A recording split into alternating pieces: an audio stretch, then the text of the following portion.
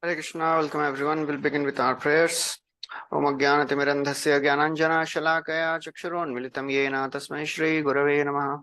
Shri Chaitanya Manobhishtam Sthapitam Yena Bhutale Swayam Rupa Kadamahyam Dadati Swapadantikam Vandeham Shri Guru Shri Yutapatikamalam Shri Gurun Vaishnavamscha Shri Rupam Sagrajatam Sahagana Raghunathanvitam Tam Sajivam Sadvaitam Savadhutam Parijana Sahitam Krishna Chaitanya Devam Shri Radha Krishna Padan Sahagana Lalita Shri Vishakhanvitamscha He Krishna Karuna Sindhu Dinabandhu Jagatpate Gopesha Gopika Kanta Radha Kanta Namostute Tapta Kanchana Gaurangi Radhe Vrindavaneshwari Vrishabhano Sute Devi Pranamami Hari Priye Vanchakalpatarubhyascha Kripa Sindhubhya Evacha Patitanam Pavanebhyo Vaishnavebhyo Namo Namaha Namo Om Vishnupadaya Krishna Prishtaya Bhutale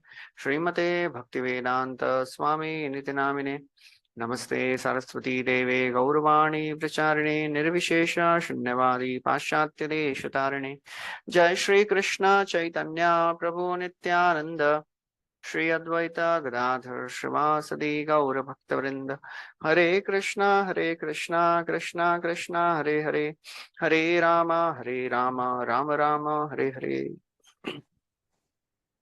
Hare Krishna, welcome everyone. We are discussing from second canto. We are on chapter 5. And in this section, Shukadeva Goswami is describing a conversation which happened between Narad Muni and Brahmaji in response to the questions asked by Parikshit Maharaj. He said, whatever questions you have asked, one time Narad Muni asked the same questions to Brahma. So that led to the conversation, Brahma Narad Samvad. So the 5th chapter in the beginning, Narad goes to Brahmaji and asks, Deva Deva Namastestu Bhut Bhavana Purvaja Tad Vijani Yat Jnanam Atma Tattva Nidarshanam. So he asks basically 3 things. Please tell me about matter, spirit, and controller of both. Atma Tattva. Atma Tattva means, please tell me about spirit and controller. And then in the next verse, he asks about the matter. Yad Rupam, Yad Adhishthanam, Yad Asrishtam, Yad Samstham, Yad Param, Yad Cha. So all these things he asks. So we have discussed till verse number 10. Okay, so after hearing the questions of, and then Narad Muni tells, well, I think you are the supreme because you are controlling, you are creating, you are maintaining, you are destroying out of your own strength. You are like a spider. Urnanabhi ivaklamaha. But after telling his convictions, he says, I have one doubt. Why are you doing meditation? And why are you doing austerity? That creates confusion in my mind. Sabhavan acharad ghoram yat tapah susamahitah tena khedayase nastvam parashankam cha ichhasi. Please tell me why you are doing all these austerity. So after hearing this, Brahmaji, he had full liberty to say, oh Narada, whatever you are saying is right. And actually, nobody would have blamed Brahma because actually he is the most powerful personality of this universe. But as a genuine Sampradaya Acharya, a genuine devotee of the Lord, he tells, Samyak Karunikasya vatsate vichikitsitam yadaham chodita samya bhagavad virya darshana. You have shown extreme mercy on me by asking these questions because you have inspired me to speak about Krishna. And then he says, actually, whatever you have spoken is not wrong. Because people who are bewildered in their knowledge, they speak like this. Yatha mam bravrishi prabho na anritam tavatachapi. Whatever you have spoken is not false.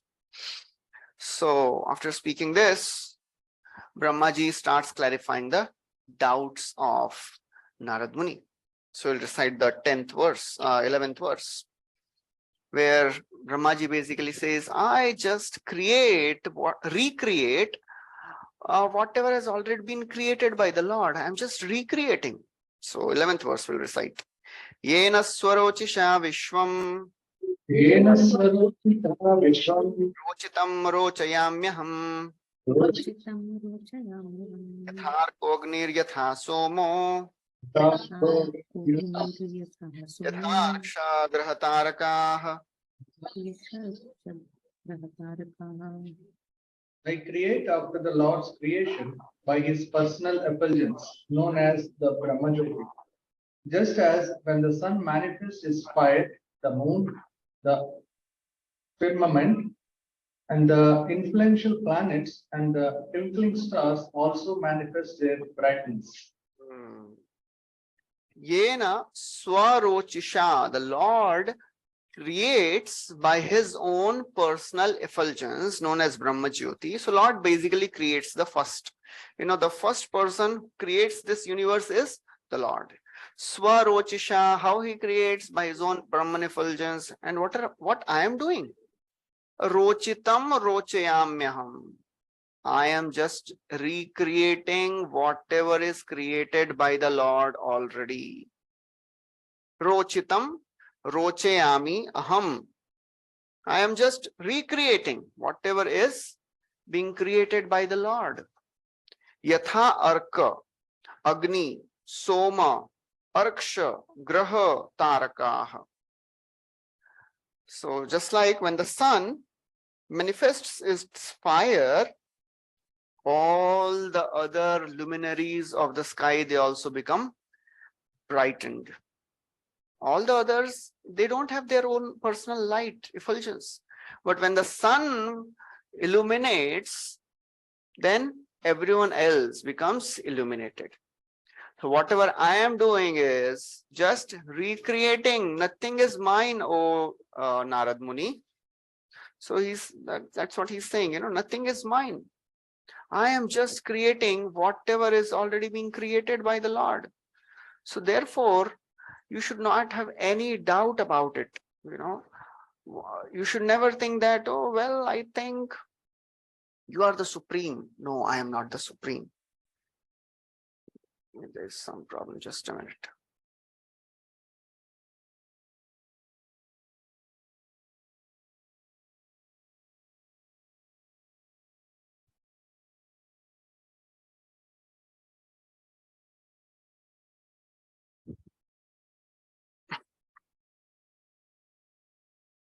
Okay. So he's saying, I am not the supreme, O Narad Muni. So Prabhupada writes in the purport that Brahma said to Narad that his impression that Brahma was not the supreme was correct. Narad Muni asked him, I think you are the supreme, but I have a doubt. That means he had this conception that maybe Brahma is not the supreme, otherwise why he is doing tapasya? So Narad, Brahmaji is now confirming, yes, you are correct. I am not the supreme. Sometimes less intelligent men have the foolish impression that Brahma is the cause of all causes. But Narada wanted to clear the matter by the statements of Brahmaji, the supreme authority. So Narad Muni, he's behaving as if he doesn't know, just to allow Brahmaji to speak on his own so that there should be no confusion. Some people are saying like this, some people are saying this. What Brahma is saying, I am not the supreme. Brahmano hi pratisthaham, So everything is based on the Supreme Lord. What is Brahma Jyoti? Brahma Jyoti is the effulgence of the Supreme Lord.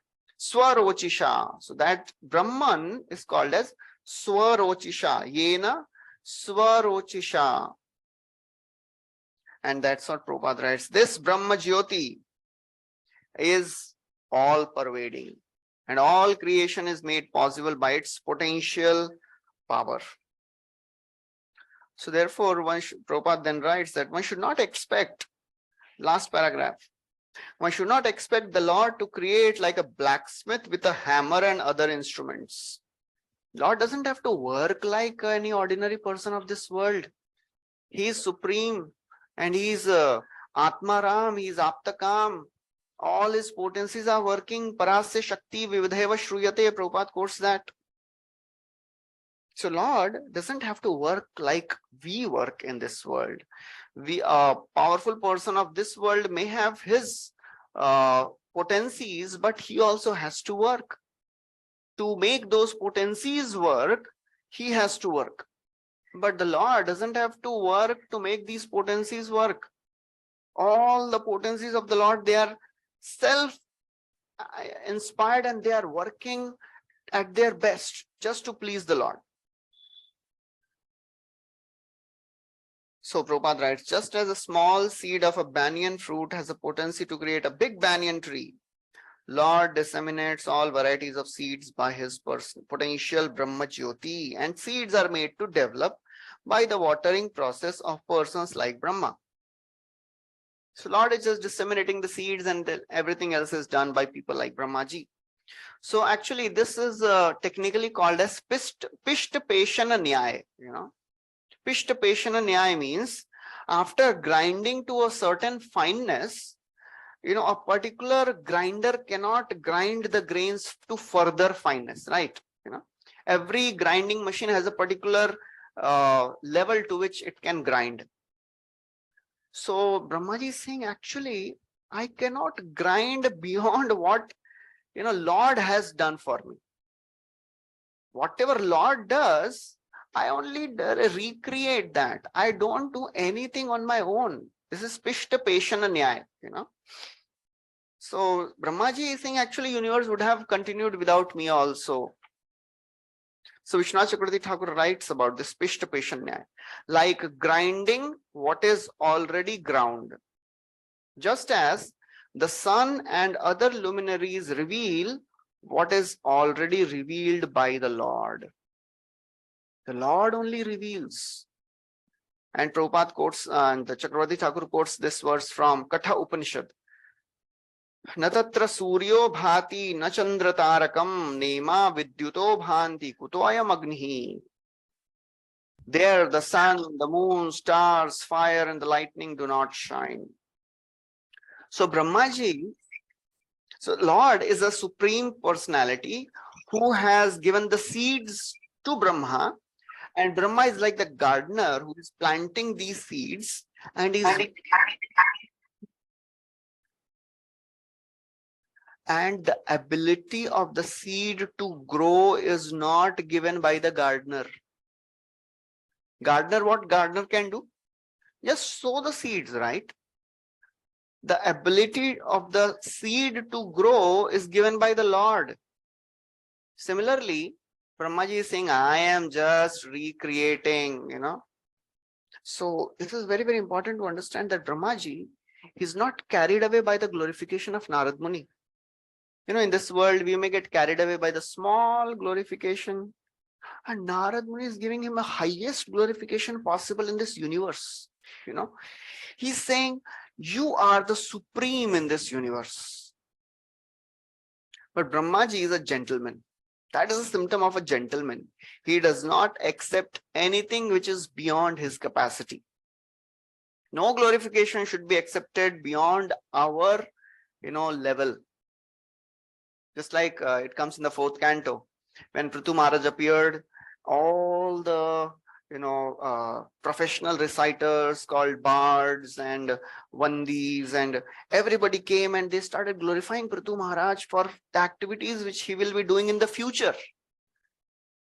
So Prithu says, why are you glorifying me for things which I have not done? I have not done all these things. Why are you telling this? So any person who is a gentleman, he will not accept anything which he has not done. So, whatever we are able to do in the practice of Krishna consciousness, whatever big or small things we may be able to do, and because of that, we may get some respect, we may get some worship also. We should accept the respect, but don't keep it with yourself. We should not keep that respect and worship with ourselves. We should just transfer it to the predecessor acharyas, because nothing belongs to us. Whatever we are able to do is by the mercy of the Lord and by the mercy of the acharyas. We should not be proud of our own achievements, right? There is no question to be proud of our own achievements, but we can be proud of our parampara. We cannot live without pride, right? And there comes something called as false pride.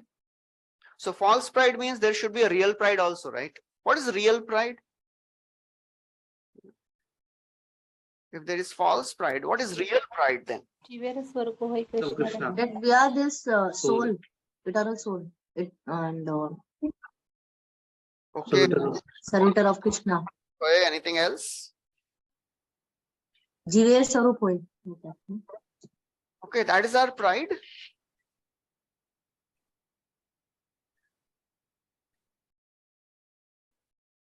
Anyone else would like to share? What should we be proud of?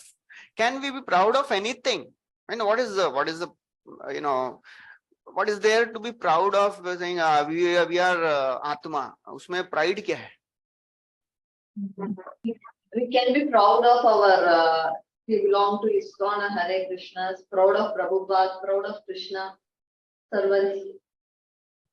Okay, yes, that is a very, very important thing we have to understand. We cannot live without being proud, you know. We have a desire to be proud because that is our innate nature. So we have to be proud of right things. What are the right things? We should be proud of our acharyas. We should be proud of our parampara. We should be proud of our scriptures. We should be proud of Prabhupada. So all these things, you know, in Madhurya Kadambini, Vishwanath Chakravarti Thakur writes, Bhakti Tirth Maharaj writes about this very nicely. Bhakti Tirth Maharaj has written a small book on this Madhurya Kadambini. In that he writes, what is the position of pride in Krishna consciousness? He says, how can we honor Krishna, Prabhupada and other great acharyas if we do not have pride in them? How can we honor Bhagavad Gita, Bhagavatam, Chaitanya Charitamrita if we do not have intense pride in what they represent and give us? However, the same pride can lead to our fall down and keep us in the material world. Because of this pride, we have come to this material world. So can we be without pride? We can be proud. We can have genuine pride and appreciation for the scriptures, for acharyas, for Prabhupada. We can be proud of the wonderful pastimes of Krishna. You know, just imagine Christianity, they have just one small pastime of Jesus, you know, which is displayed everywhere, how he was crucified. That is the most prominent thing, right? And the life of Jesus is, you know, people don't remember what all he did, but just small pastime of Jesus being crucified and how he sacrificed his life. On that one pastime, they have propagated throughout their movement throughout the world. We have unlimited pastimes of Krishna. We have unlimited pastimes of Mahaprabhu. How much we should be proud of it, you know? So that should be our pride. You know, process of Krishna. We should be proud of the process of Krishna consciousness. We cannot have any pride about our own achievements because whatever we have is given by our acharyas, you know. But if one doesn't have pride in the activities of the Lord and acharyas, then we will look for pride in our activities. So therefore, it is very, very important to have this pride. हम भी connected हैं, Prabhupada say. We are connected to Krishna consciousness movement. We are not an ordinary person. Devotee is supposed to be very humble, you know. And all these acharyas, they have tremendous humility. At the same time, they have tremendous pride also, you know. So that is how our pride is based on the foundation that Krishna is so great. Not that I am so fallen. Krishna is so great. That is our pride. So that is the understanding.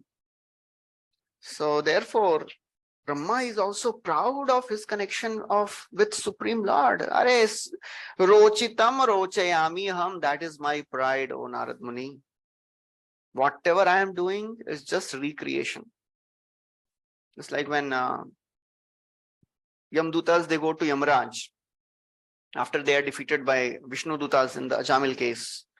They went and they are very angry because somehow they have just escaped, they were about to be punished severely by Vishnu Dutas. They somehow survived. They came running to Yamraj and says, Katihi Shanti Shastaro Jiva Lokasya Vaiprabho. Oh Yamraj, we thought you are the supreme. Are kitne shashak hai? How many people are there in this world who are controllers? We thought you are the only one. So, Yamraj, he didn't tell, actually, is baar thoda gadbad ho gaya, otherwise I am the supreme only. He said, no.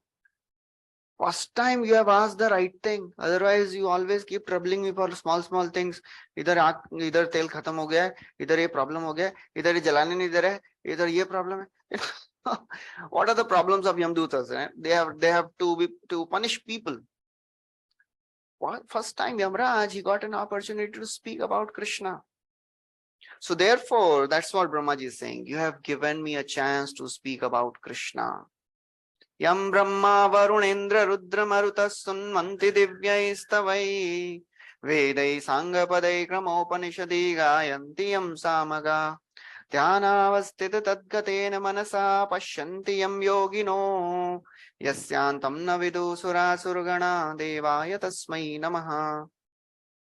So all these devatas, Brahma, Rudra, Chandra, Marutas, they are all singing the glories of Krishna.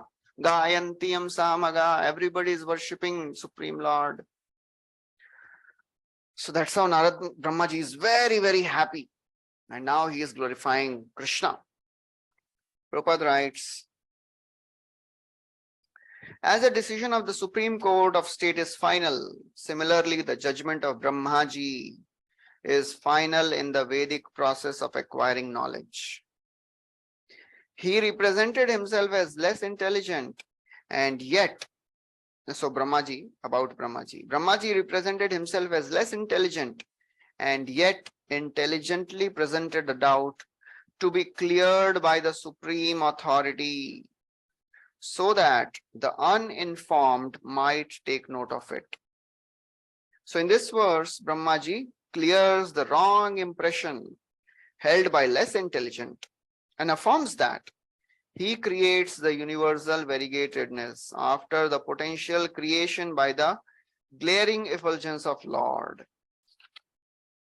That was the first paragraph. Okay, so now after this, Narad Muni may say, but are you not known everywhere as the Guru of the universe who creates the worlds? You are telling that rochitam rochayami ham, but everyone knows that you are the creator. You create this universe. So, he's surprised. So Brahmaji, he speaks the next verse to clarify that doubt. Tasmai namo bhagavate devaya dhimahi janmaya durjayaya Janmaya durjaya mam vadanti jagadgurum. vadanti jagadgurum. Offer my obeisances and meditate upon Lord Krishna Vasudeva, the personality of Godhead. In potency influences them, the less intelligent class of men, to call me the supreme controller. So Brahmaji is really surprised and he speaks this verse. People who think that I am creator, they are foolish. They are deluded by Maya. Tasmai namo bhagavate, I offer my obeisances unto Vasudeva, unto the Supreme Lord Vasudevaya, yan mayaya, by his Maya, which is Durjayaya, which is invincible. people, they are deluded by the Maya of the Supreme Lord, and therefore they call me Jagat Guru. Mam Vadanti Jagat Guru. It is only out of sheer illusion people they call me as Guru. I am not the Guru. I am not the creator. I am just recreating what is already created by the Lord. So Prabhupada in the purport describes Ishvara Paramakrishna. Somebody can read the second paragraph. Brahmaji is conscious.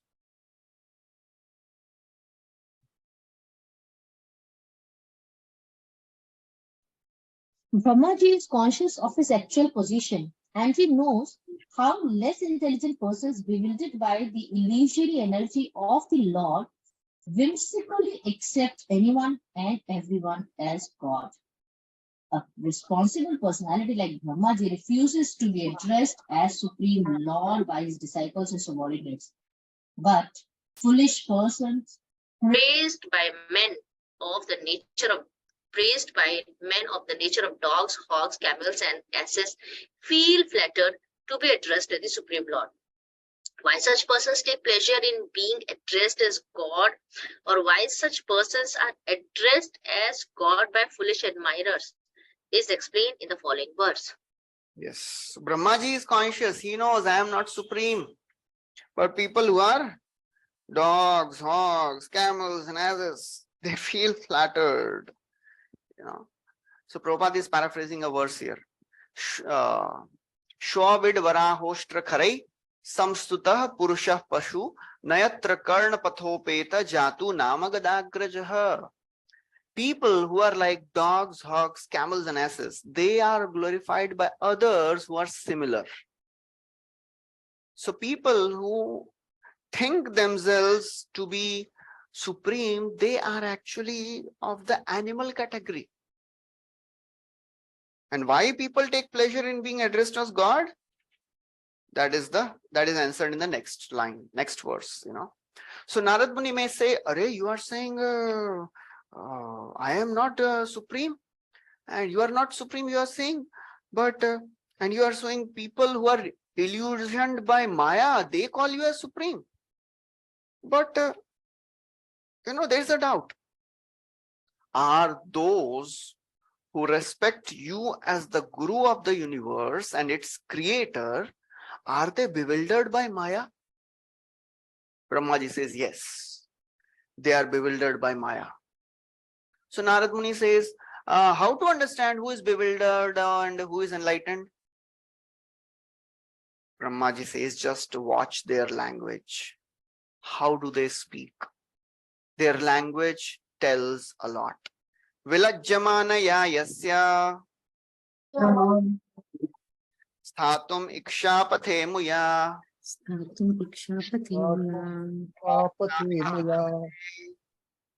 mamaham iti durdhiyah.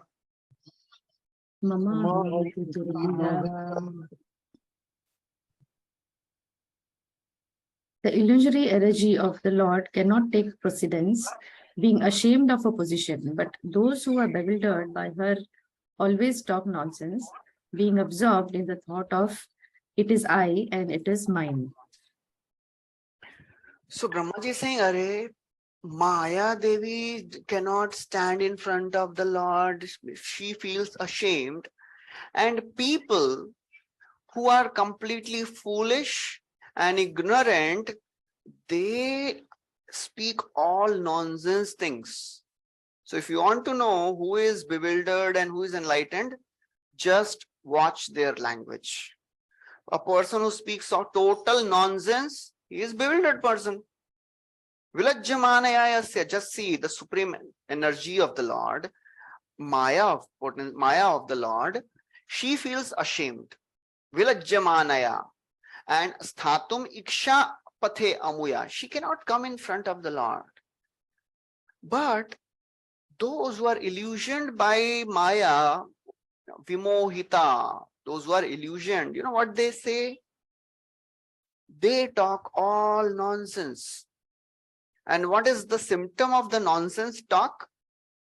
Mama aham.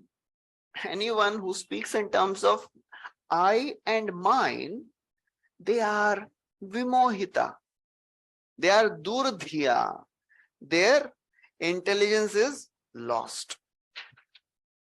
So this is a very, very important verse where, Narad Brahmaji is saying that people who have lost their intelligence, they think that this person is God. This is God. Brahmaji is God. Shivji is God.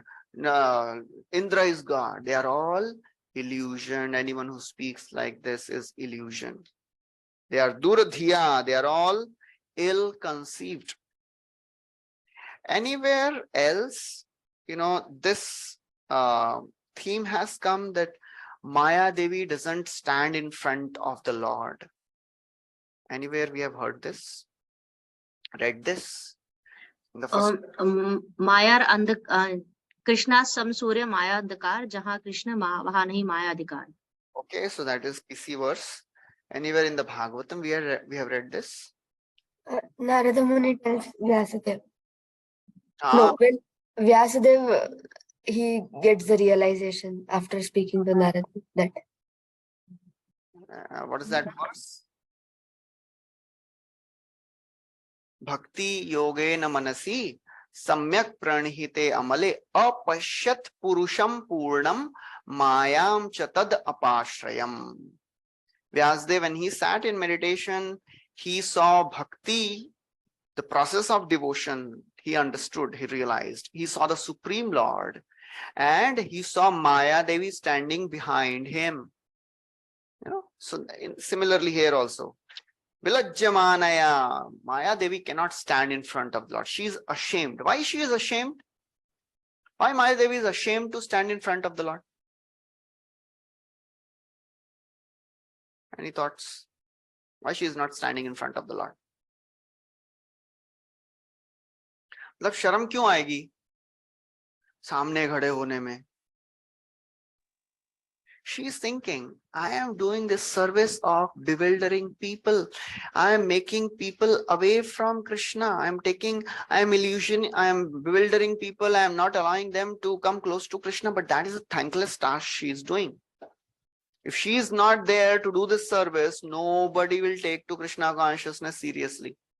But still, as a Vaishnava, as a Vaishnavi, she is feeling ashamed that, oh, I am doing this service and I am taking people away from the Lord. That is a thankless task she is doing.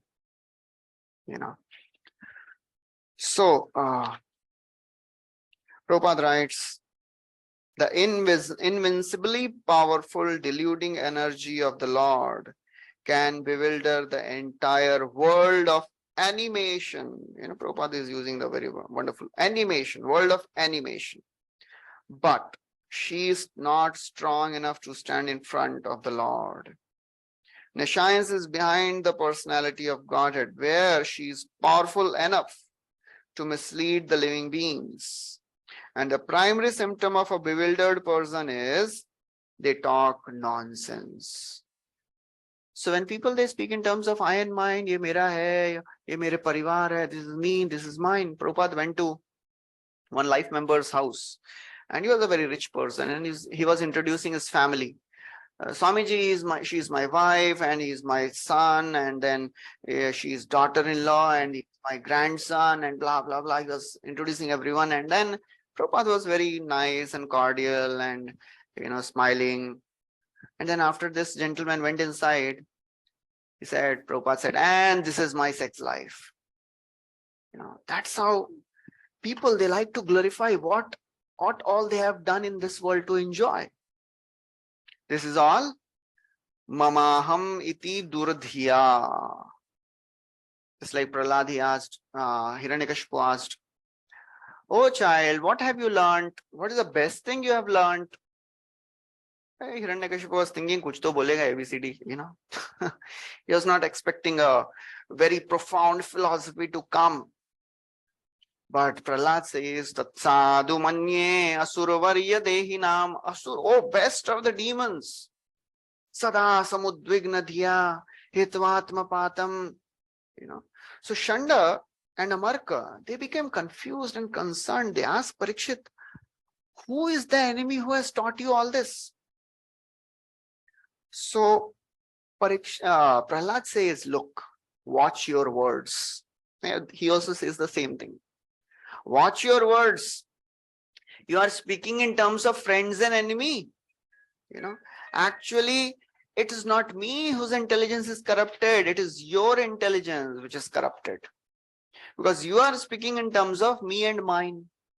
Anyone who speaks in terms of this is my friend, this is my enemy, he has bewildered intelligence. His intelligence is corrupted by Maya.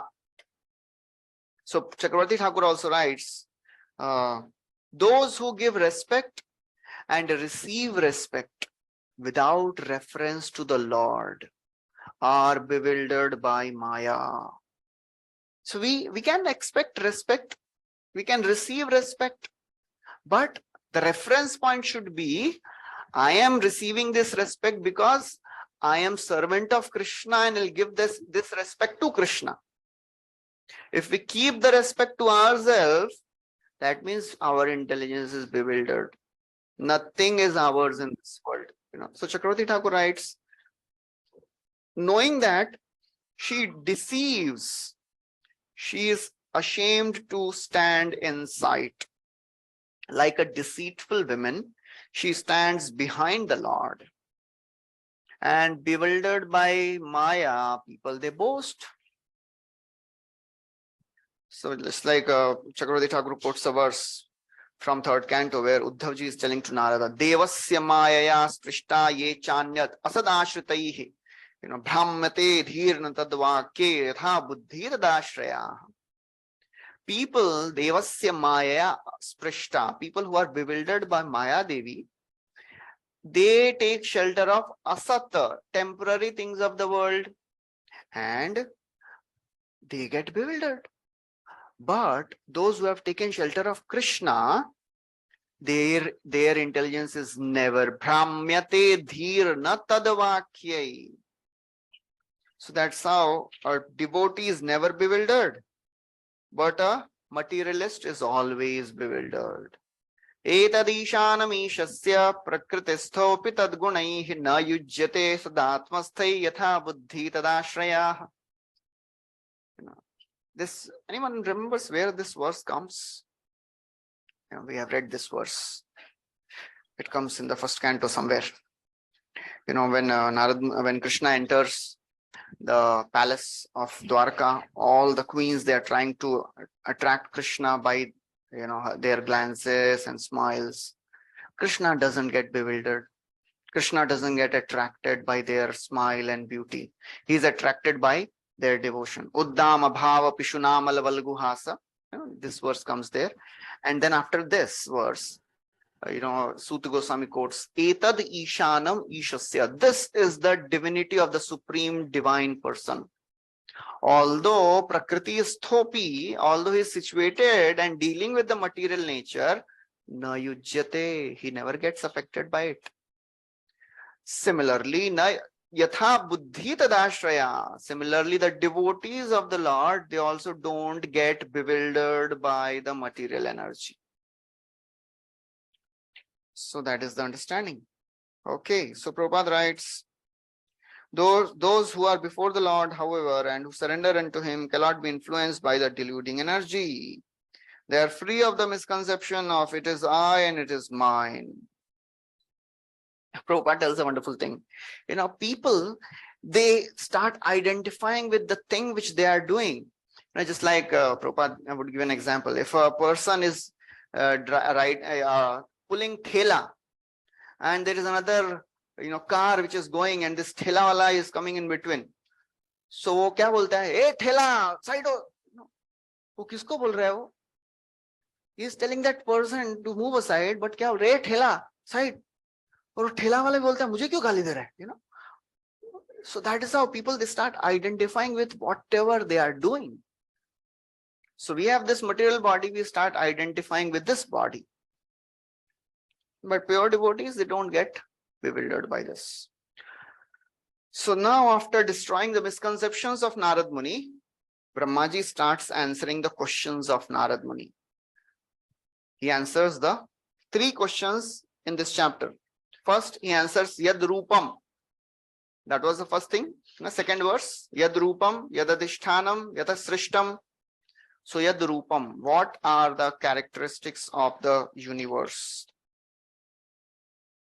14th verse, Dravya Karma Shakalascha, कर्मशकालश्च Bhavo Jiva Evacha, स्वभावो जीव एव च Devat Paro Brahman, वासुदेवात् परो ब्रह्मन् Achanyo Artho Asti Tattvataha. नाचान्योऽर्थोऽस्ति तत्त्वतः. The 5 elementary ingredients of creation, the interaction thereof set up by eternal time, and the intuition or nature of the individual living beings are all differentiated parts and parcels of the personality of Godhead Vasudeva.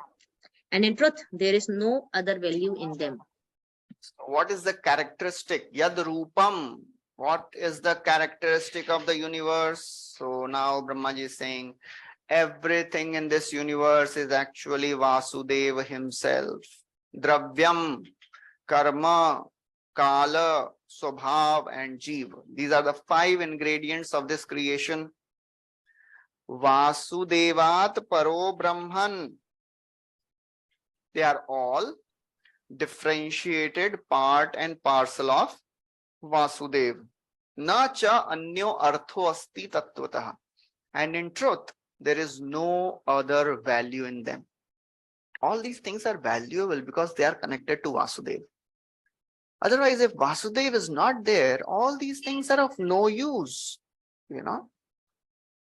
So, Vishwanath Chakravarti Thakur describes the details of this verse. Dravyam. What is Dravya? Means the elements. Okay. And they are called as Upadan Karan, ingredient cause. So some technical words will come here now. Upadan Karan, ingredient. You know, bana kisse hai? Dravya. What is the ingredient? That is the first thing. Karma. Karma is the cause of birth. Kala. Kala is the agitator of the modes. You know, when the modes are agitated by the time factor. And Swabhava is the cause of the change in the gunas. Based on the Swabhava of the jivas, the gunas are activated under the influence of the time factor. And jiva is the enjoyer. None of these can exist apart from the Lord. So therefore, basically, universe is a form of Vasudeva. So these are the 5 elements are described, as you can see in this slide. Dravya, Kala, Karma, Swabhav and Jiva. Okay. So out of these 5 elements, what all things belong to Jiva?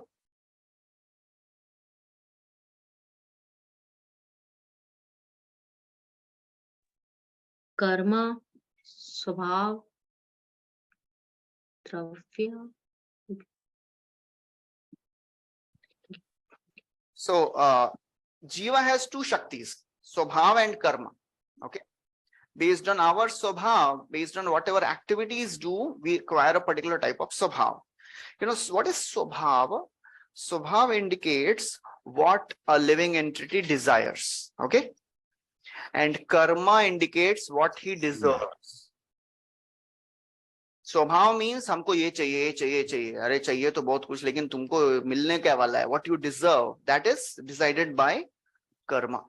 Okay, so amongst these 5, the jiva, karma and swabhav, they can be taken as one entity also.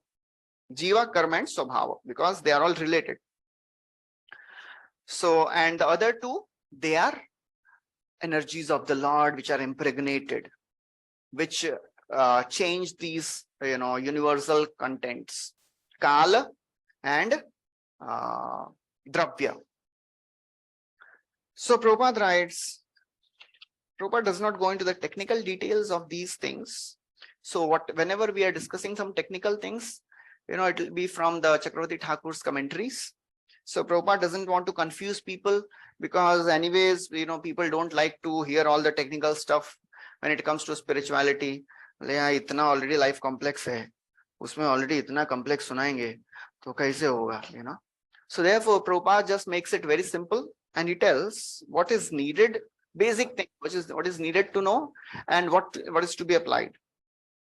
So Prabhupada writes, this phenomenal world is impersonally the representation of Vasudeva. Then the ingredients, namely earth, water, fire, air, ether, as well as the conception of material identity, intelligence, and the mind are all produced of external energy.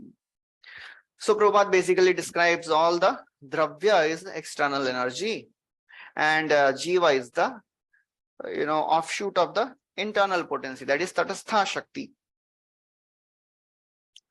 Okay, so then after this, Brahma answers the second question and the fifth question. So first question was answered, what is the characteristic of universe? So everything in this universe is Vasudev only. So Vasudev se hi aa raha hai. That is a characteristic. Now, yad adhishthanam. Adhisthana means what is the shelter of this universe? So basically that's what Narad Muni asked. What do you see in this universe that is worth taking shelter? Are sharan kiske lenge? Simple 15th and 16th verse. Brahmaji is telling there is only one shelter in this world. That is Narayan. Narayana Paraveda. Narayana Paraveda. Narayana Angaja. Deva Narayana Angaja. Narayana Paraloko. Narayana Paraloko. Narayana Paramakha. Narayana Paramakha. Narayana Paro Yogo. Narayana Paro Yogo. Narayana Parantapaha. Narayana Parantapa. Narayana Param Jnanam. Narayana Param Jnanam. Narayana Paragatihi. Narayana Paragati. The Vedic literatures are made by and are meant for the Supreme Lord. The demigods are also meant for serving the Lord as part of his body. The different planets are also meant for the sake of the Lord, and different sacrifices are performed just to please him. All different types of meditation and mysticism are means of realizing Narayana. All austerities are aimed at achieving Narayana. Culture of transcendental knowledge is for getting a glimpse of Narayana, and ultimately salvation is entering the kingdom of Narayana. Yeah. Whatever we see in this universe, we can take shelter only in Narayan. And Prabhupada explains about all these terms in the purport. Narayana Paraveda. The Vedas are meant. They are made by and they are meant for the Lord. Which verse in Bhagavad Gita says this? Vedic literatures are made by the Lord and meant for the Lord.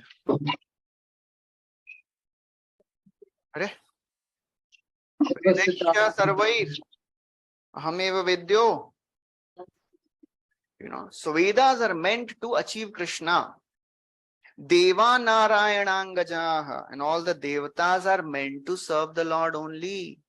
Yepi anya devata bhakta yajante shraddhayanvita tepi mameva kaunteya yajante avidhi purvakam. Everybody is actually worshipping me. Those who are worshipping devatas, they are worshipping me in a wrong way because they don't understand and accept me as a supreme beneficiary. Therefore, Narayan is all the devatas, they are anga of the Lord.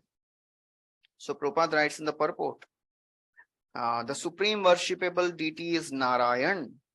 The devatas are recommended secondarily for worship in relation to Narayana.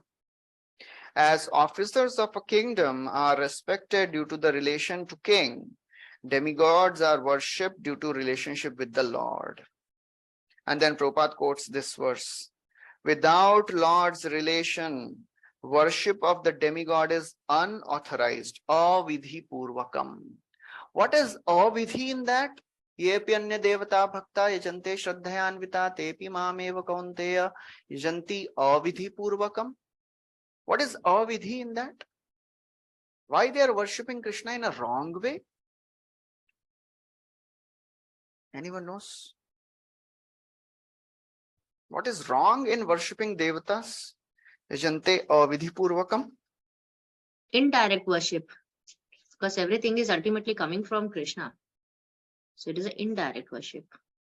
Okay. And we'll be getting temporary result from temporary reward from them. Okay. Not permanent solution, no. So, in that next verse itself, Krishna says, what is avidhi? Aham hi sarva yajnanam bhokta cha prabhureva cha na tu mam abhijananti. They don't accept that I am the bhokta and I am Prabhu. And they worship all the devatas. So therefore, if some devotee is worshipping matlab offering some puja to the devata, but he knows that Krishna is supreme. Just like gopis, they worship Katyayani. Of course, Katyayani is the internal potency, But anybody, if they worship the devatas, thinking that they are the parts of the Lord, then it is not a avidhi purvakam. Just like it is mentioned in the Bhagavatam 5th canto, Bharat Maharaj, he was doing all the sacrifices. He was offering sacrifices for Indra, Chandra, Varuna. But what he was thinking, sun is the eye of the Lord. Indra, hands of the Lord.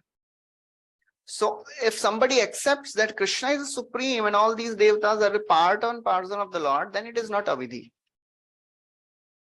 And then Narayana Paraloka, all the different planets are also meant for the sake of the Lord.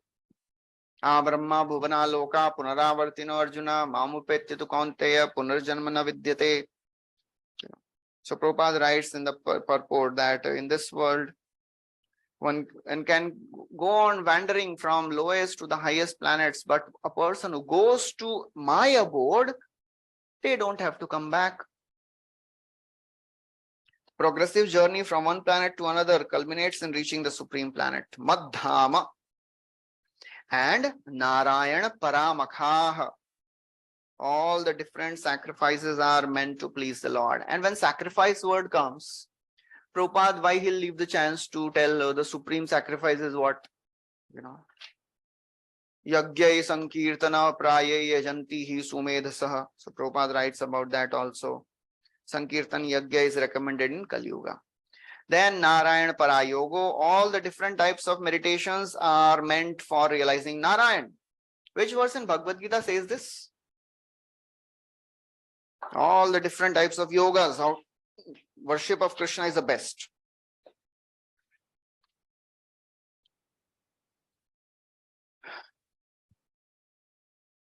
Sixth chapter, last verse. Anyone? Yoginam? Yoginam api sarvesham madgaten antaratma shraddhamat bhajate yomam same yukta tamo mataha. Narayan Parayoga, Narayan Parantapaha, whatever austerity you do, they should be for pleasing Krishna. Aradhito yadi hari tapasa tatha kim, naradhito yadi hari tapasa tatha kim, antarbahir yadi hari tapasa tatha kim, nantarbahir yadi hari tapasa tatha kim. So all the sacrifices, they are meant to please Krishna, to please Narayan. Narayan is Param Jnana. The culture of transcendental knowledge is for getting a glimpse of Narayan. So Prabhupada talks about Sankhya Yoga in the purport, and then Narayan Param Gati. The ultimate Gati is Narayan. Gati, Prabhupada writes, Gati refers to ultimate destination or the last word in liberation. Oneness with the impersonal Brahma Jyoti is not ultimate liberation. Okay, so that's the understanding. So now after describing the Adhishthan and Param, then Narad Muni might ask Brahmaji, well, if Brahmaji, if Narayan does everything, then what do you do? यार आप क्या करते हैं भाई? भगवान ही सब कुछ कर रहे हैं, आप बोल रहे हो, तो आप करते क्या हैं? So Brahmaji says, actually, whatever I am doing, I am just doing recreation, and for that recreation also I get inspiration from the Lord only. So basically he is, playing such a humble role that मैं तो कुछ भी नहीं कर रहा हूँ. That does not mean that he is not doing anything. One should not take the words of Brahmaji literally that I am not doing anything. I am just recreating. Brahmaji is doing a wonderful service. If he is not there, the universe will not run properly. He is taking a great responsibility. But out of his humility, he is, portraying such a wonderful picture that, I am not doing anything. He's playing a wonderful devotee role, a humble devotee. I am not doing anything. Whatever I am doing, Shakti is given by the Lord. So therefore, in 17th verse, he says, for my recreation also, I get inspiration from him only. So that is how a devotee works in this world. He's always humble, just like in Chaitanya Charitamrita also, Kaviraj Goswami, what is he saying? He says, Jagaya madhaya hoite muise papishta purishera kito hoite muise lagishta. I am more fallen than Jagaya madhaya. Anyone who sees my face becomes sinful. Anyone who hears my name becomes sinful. He loses all his pious credits. That does not mean we have to take it literally. That is the outcome of, humble, heart of a devotee. So these are, some metaphorical statements. We should not take all as literal statements. We should understand the mood of the statements also. Okay, in 17th verse, he's saying, Tasyapi drashturishasya kutasthasya akhilatmanaha Srijyam srijami srishtoham Iksha eva abhichoditaha.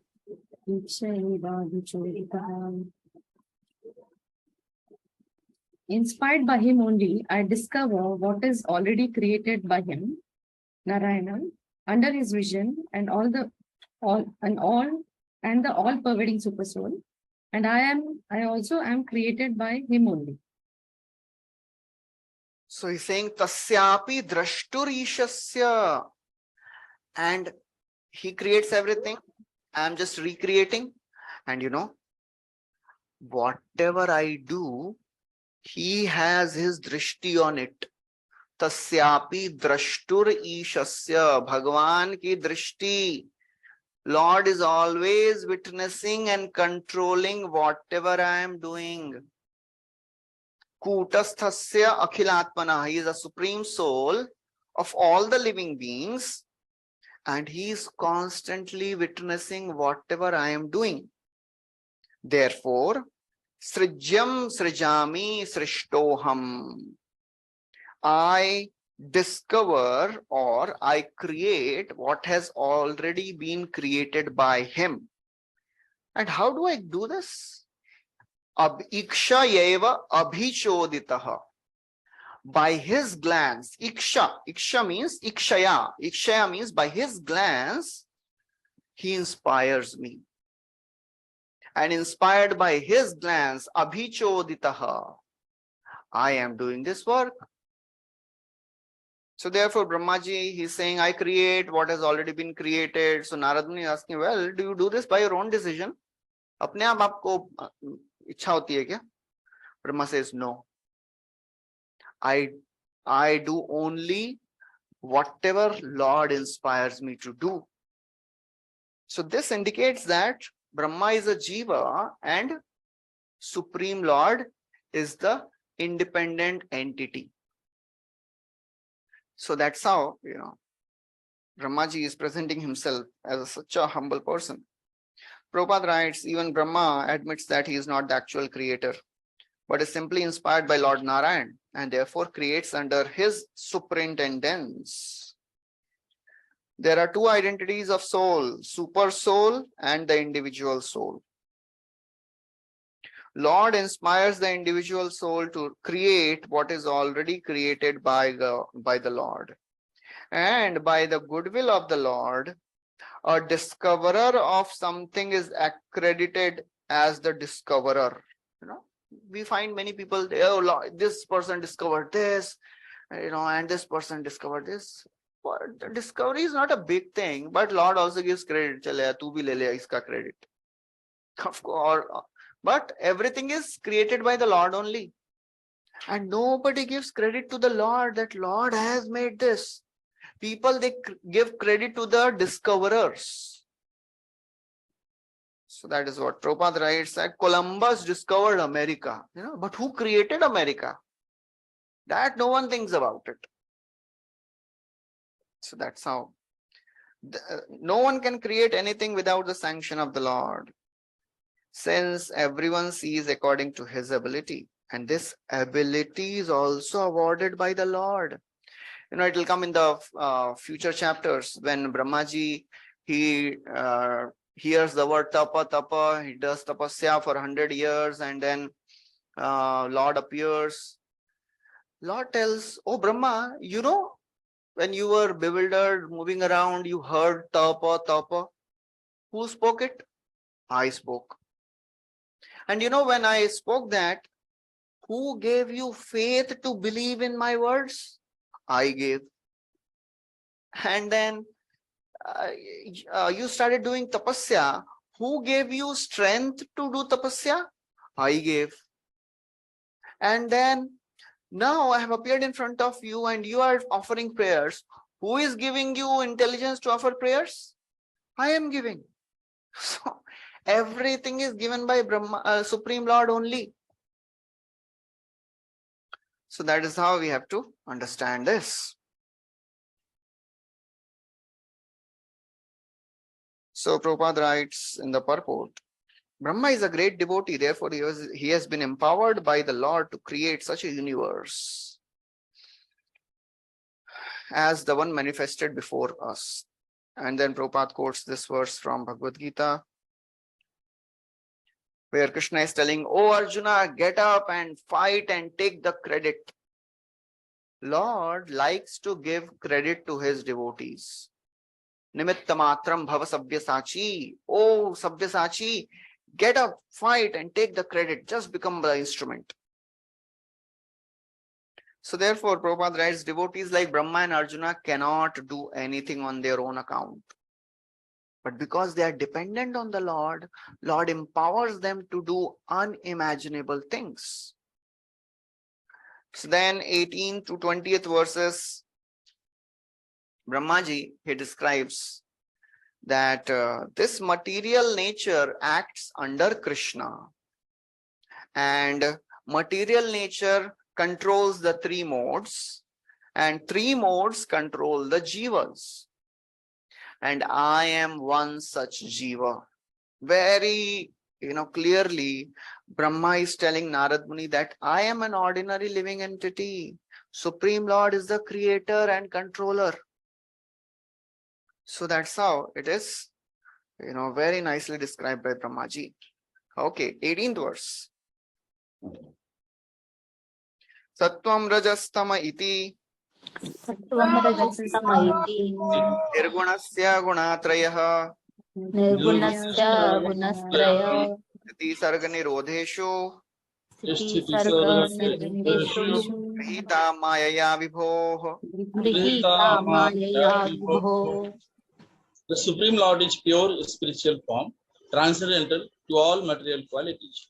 Yet for the sake of creation of the material world and its maintenance and annihilation, he accepts through his external energy the material modes of nature, called goodness, passion, and ignorance. Hare Krishna.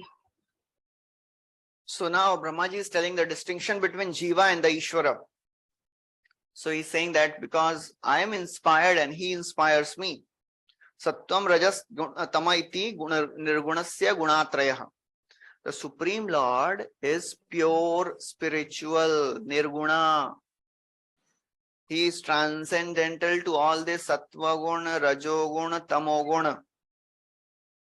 But although he is transcendental to Sattva Gun, Rajogun, Tamogun, Sthiti, Sarga, Nirodheshu, but for the sake of creation, maintenance, and destruction, what he does, Grihita, he accepts the external energy.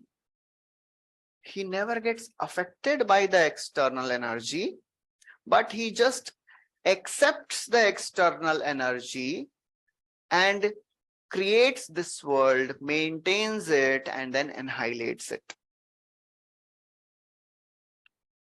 So Prabhupada in the purport writes the same thing, that Supreme Lord, he never gets affected by all these creation, maintenance, and destruction.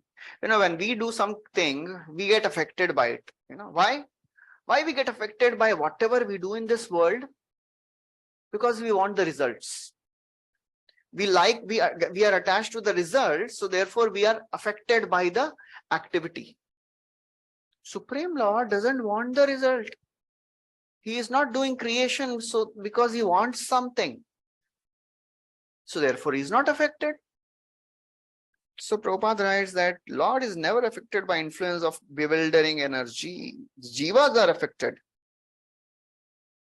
And then in the next verse, he continues that Lord, he is never bound by the three modes. But these three modes, they bind the living entities. Karya Karana Kartritve,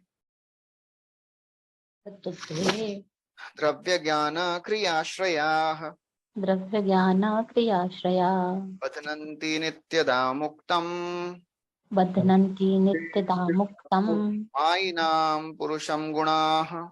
Mainam Purusham Guna. These three modes of material nature being further manifested as matter, knowledge, and activities put the eternally transcendental living entity under the conditions of cause and effect and make him responsible for such activities. So Karya Karana Kartritve. So the cause and the effect, they bind, the living entities. The gunas. So the gunas, the cause of matter, the senses, and the sense devtas, they bind the jiva. But factually, living entity, factually the Lord never gets bound. The living entity gets bound by the activities of this world. So these gunas, they bind the Purusham, Mainam Purusham Gunaha. So Purusha means controller. So actually, Jiva, they are actually technically called as Prakriti.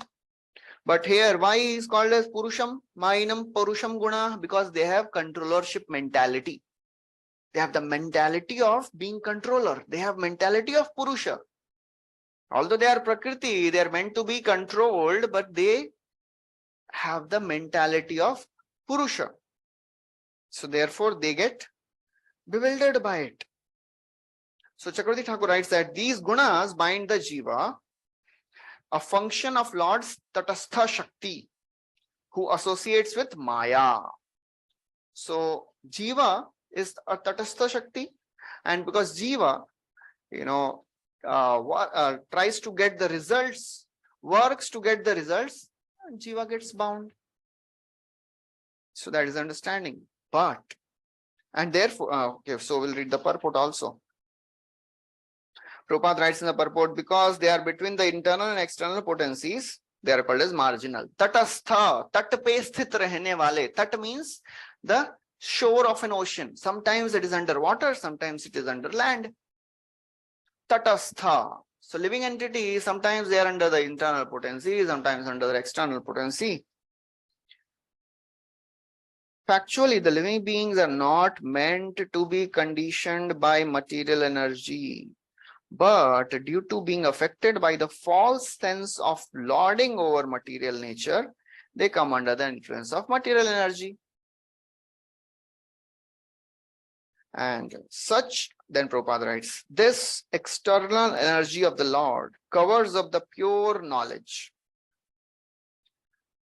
And the covering is so constant that it appears that conditioned soul is eternally ignorant. Nitya Baddha, living entity. It seems that jivas are Nitya Baddha, eternally conditioned, eternally ignorant. Such is the wonderful action of Maya.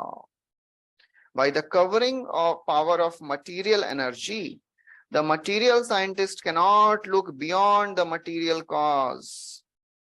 But factually, behind the material manifestations, there are Adhibhuta, Adhyatma, and Adhideva.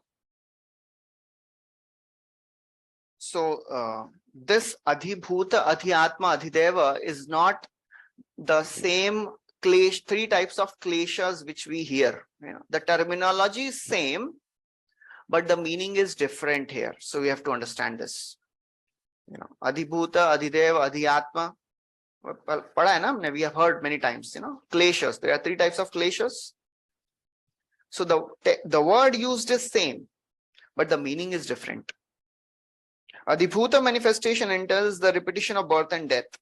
Adhyatma manifestation conditions the spirit soul, and Adhideva manifestation is a controlling system. These are the material manifestations of cause and effect, and the sense of responsibility of the conditioned actors. So you'll understand this more when we see the next slide. Adhibhuta, Adhyatma, or Adhideva. What does it actually mean? So we'll come up to this, but before that, there is a 20th verse. So in 20th verse, Brahmaji tells that because of these modes, people, they cannot perceive the Lord. Saesha Bhagavan Lingais Sayesh Bhagavan Dhingaye Triviretairadhokshajaha Tribiretairadhokshaja Svalakshita Gatir Brahman Sarvesha Mamacheshwaraha.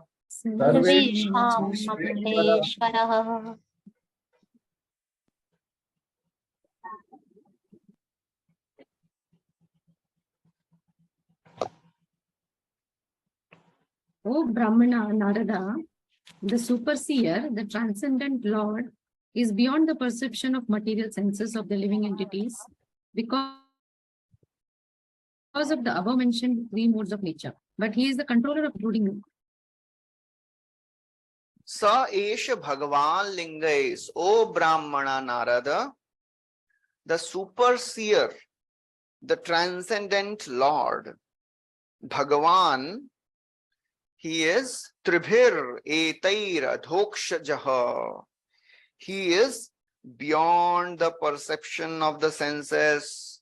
He is beyond the three modes of the material nature. As Kunti Maharani says, Maya Javanika Channam Magya Dhokshajam Abhyayam Nalakshase Moodadrisha Nato Natya Dharo Yatha. Adhokshaja, Akshaja means that which can be perceived by our senses. Adha Akshaja, which cannot be perceived by our senses. So the Supreme Lord is Adhokshaja. He is beyond the perception of the senses because he is beyond the modes. Swalakshita Gatir Brahman. And that Supreme Lord is Brahman. And Sarvesham Mamacha Ishwaraha. He is controller of everyone. Mamacha. Mamacha Ishwaraha. He is controller of everyone, including me. So very clearly, Brahma is establishing the position of Supreme Lord and his position as the servant of the Supreme Lord. No doubt, he is very clearly saying that Brahma, I am Jiva and Lord is Vishnu Tattva. He is the Supreme Lord who is beyond the modes. I come under the influence of modes, but Lord never comes under the influence of modes. So Prabhupada in the purport, he describes that, he quotes 24:7, 24, 25. Lord has declared very clearly that impersonalists, who give more intelligence, more importance to transcendental rays of the Lord as Brahma Jyoti and concludes that Lord is impersonal, they are less intelligent. This is Naham Prakasha Sarvasya Yoga Maya Samavrita. Lord is not approachable by everyone because he is curtained by his Yoga Maya potency. So the Lord reserves the right of exposing, revealing himself to someone and covering himself from others. Athapi te deva padambuja dvaya prasadalesha nugrihita evahi janati tattvam bhagavan mahimno na chanya ekopi chiram vichinvan. Only a person who has received the mercy of the Lord can understand the Lord. No one else can understand the Lord. So then after describing the first question, second question, third question, then he describes Yataha Srishtam, how this universe is created. So that was, in the 14th verse, Brahmaji had started the description.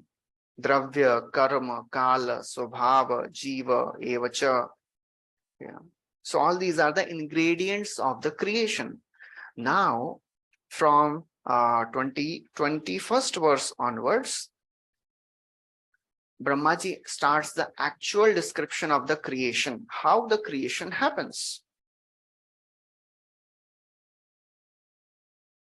So we have to understand that, sometimes we hear this word, the Lord became many, Eko Bahusyam.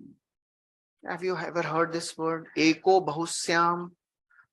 The Lord became many.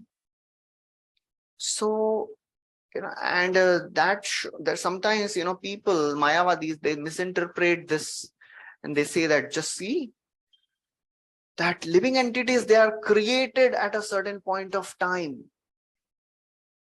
Before that, they were one with the Lord. So we have come from the Lord. We are actually Lord. We have to just realize it. So when it is said that Eko Bahusyam, it refers to a particular point of time. That means in the beginning of the creation, when Karano Dakshai Vishnu is lying on the causal ocean, all the living entities, they are there in the body of the Lord. And when the Lord understands that it is time for creation, then what he does, he starts perspiring, and from the pores of the Lord, Dravya comes out, and then Lord glances on this Dravya and impregnates this Dravya with 4 things: Jiva, Kala, Karma, and Swabhava. And that point is called as Eko Bahusyam. The Lord became many. People say, Dekho, living entities are created by the Lord. They are not created. They were just there in the body of the Lord, and they just came out of the body of the Lord when the creation happened. So this 21st verse is the beginning of the creation. What is happening? We'll see. Recite this verse. Kalam karma swabhavam cha Mayesho Mayaya Swaya Atman Yadrichaya Praptam Atmanam Yadrichaya Praptam Bhushu Shurupadade. Vibhushu Rupapade.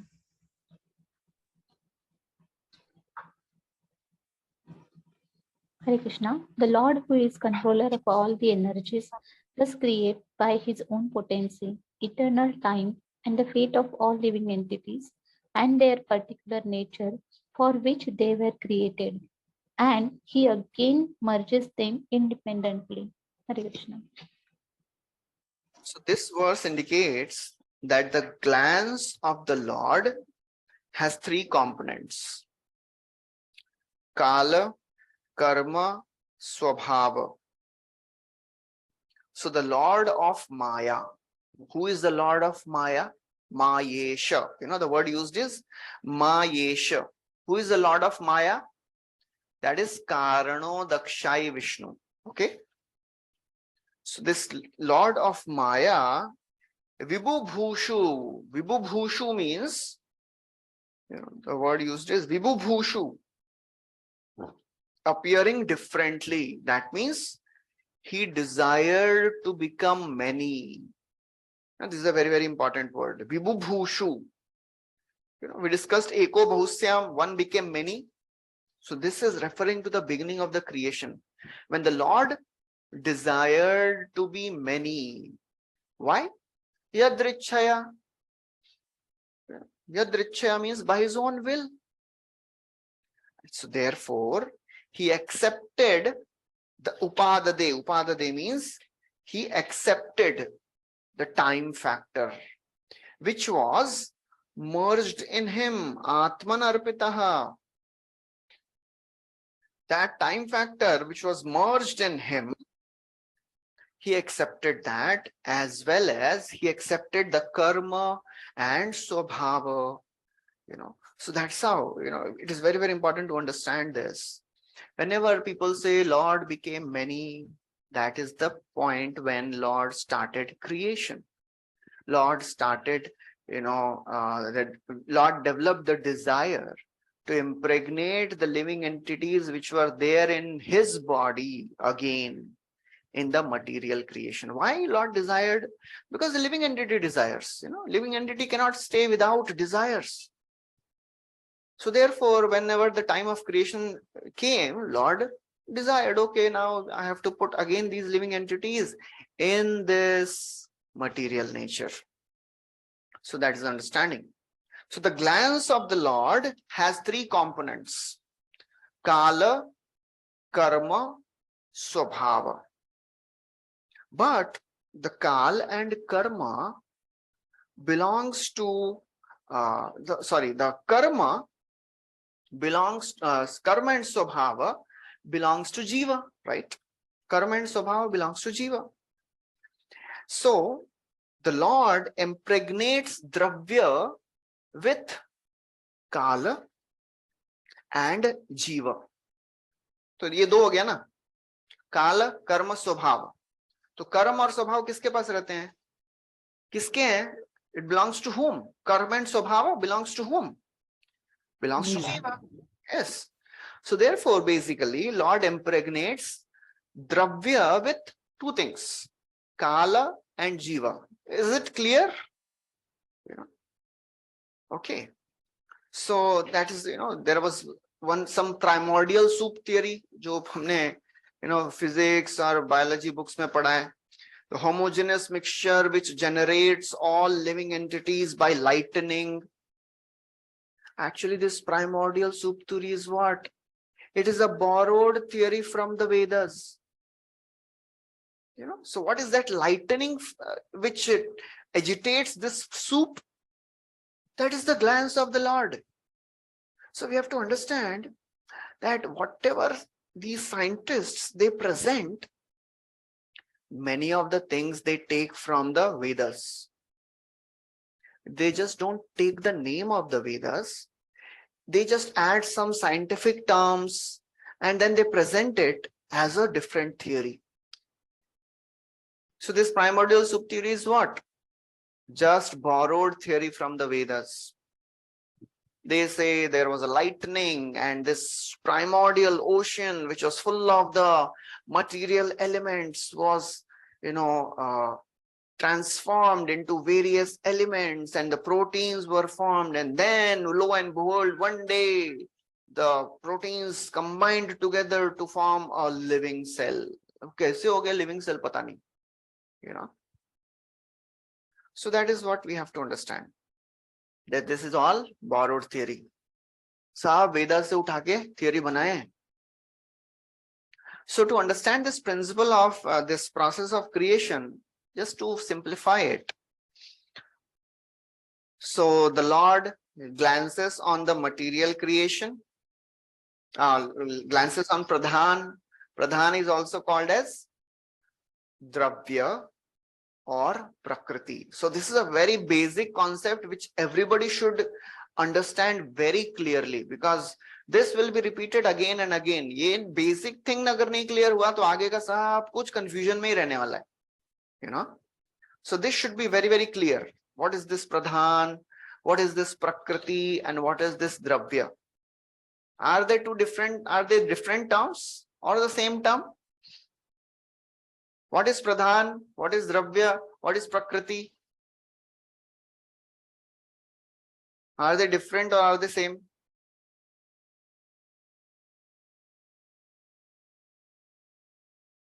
अरे कोई बोल ही नहीं रहा. Pradhan and Dravya is same. And Prakriti?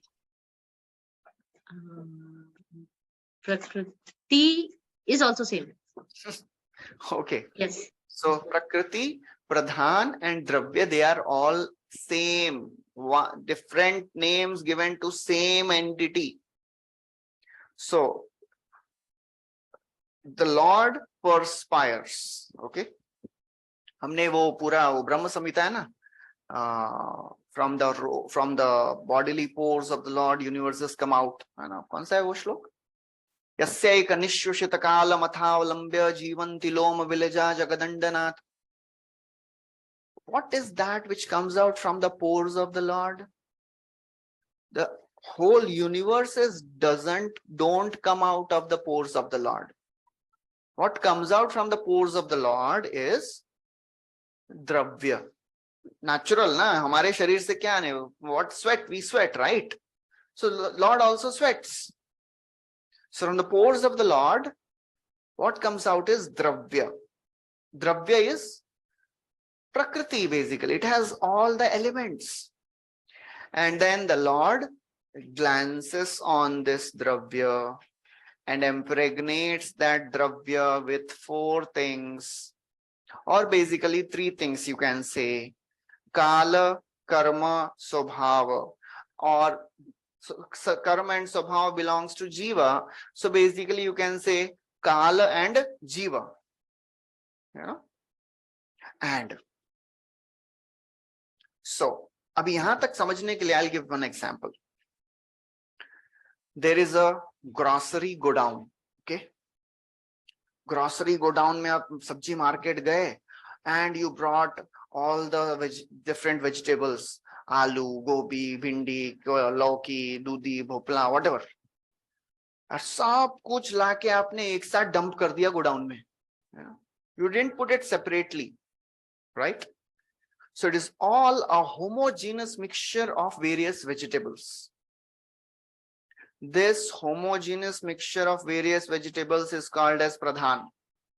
सब कुछ है उसमें, mixed, पूरा mix है. Okay. Now, we have to make a wonderful dish, right? So first thing which has to be done is, सबसे पहले क्या करना पड़ेगा? अब ये गोडाउन में पूरा सब्जी एक साथ ही डंप कर दिया है, सब मिक्स कर दिया है, दूधी, भोपला, भिंडी, आलू, सब कुछ एक साथ ही है. So what is the first thing which has to be done? Segregation. So first thing we have to do is segregate. Okay. So the supervisor will come and he will open the godown and the movement will start. So now this Pradhan, which has all the material elements, the Lord impregnates this material element with Kala and Jiva. तो जब एक व्यक्ति godown में enter करेगा तभी तो movement start होगा ना. So a living entity is impregnated in this material Pradhan. Material nature is Pradhan, right? Same. तो प्रधान में जब एक जीवा एंटर करेगा, what will happen? Movement will start. And that movement will create another separate, various separate entities. अभी दूधी अलग हो गया, आलू अलग हो गया, भिंडी अलग हो गया. So this segregation of Pradhan transforms that Pradhan into what? Anyone knows?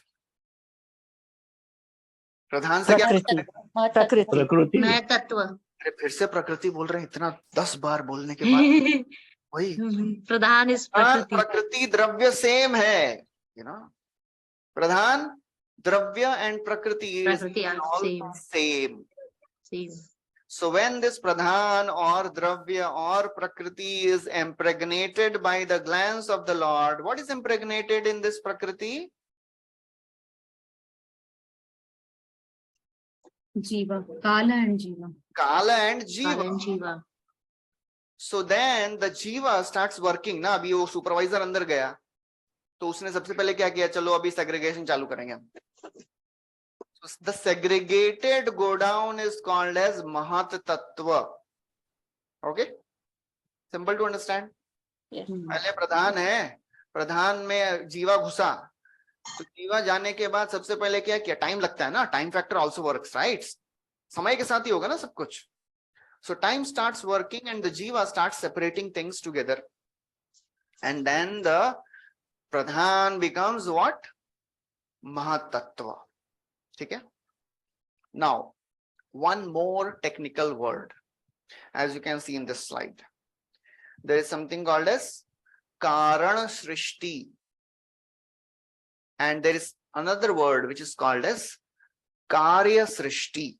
Okay, so now I am explaining Karana Srishti. दो प्रकार की सृष्टि होती है. So now what is being explained is कारण सृष्टि. अभी कारण सृष्टि क्या है? It all starts from Mahavishnu glancing on Pradhan, then the Pradhan is transformed into Mahat Tattva. Mahat Tattva now is basically in the mode of goodness. Abhi guna bhi usme aa gaya na. Guna also, 3 modes also start working on it. So the Mahat Tattva is first in the mode of goodness. Okay. And then Mahat Tattva in the mode of goodness gets further transformed into mode of passion. Then it gets transformed in the mode of goodness, in the mode of ignorance. So, as you can see in this slide, Mahat Tattva in the mode of Sattva, Mahat Tattva in the mode of Rajas, they are put together. There is a different name given to that. वो बात में बता देंगे आपको, ज़्यादा confusion नहीं हो अभी इसलिए. So then the Mahat Tattva, it is an obvious natural thing. Anything you leave goes down to the lowest, right? हम लोग क्लास में बैठे हैं, प्रिपेयर होके अभी चलो भागवतम सुनेंगे. फिर क्या होता है थोड़ी देर के बाद, कब तक बोलेंगे पता नहीं, और फिर थोड़ी देर के बाद थोड़ा वीडियो बंद करके थोड़ा सा, you know. So that is how modes of nature start working. So first it is in the mode of goodness, then passion, then ignorance. So that's how Mahat Tattva is transformed slowly from the mode of goodness to passion to ignorance.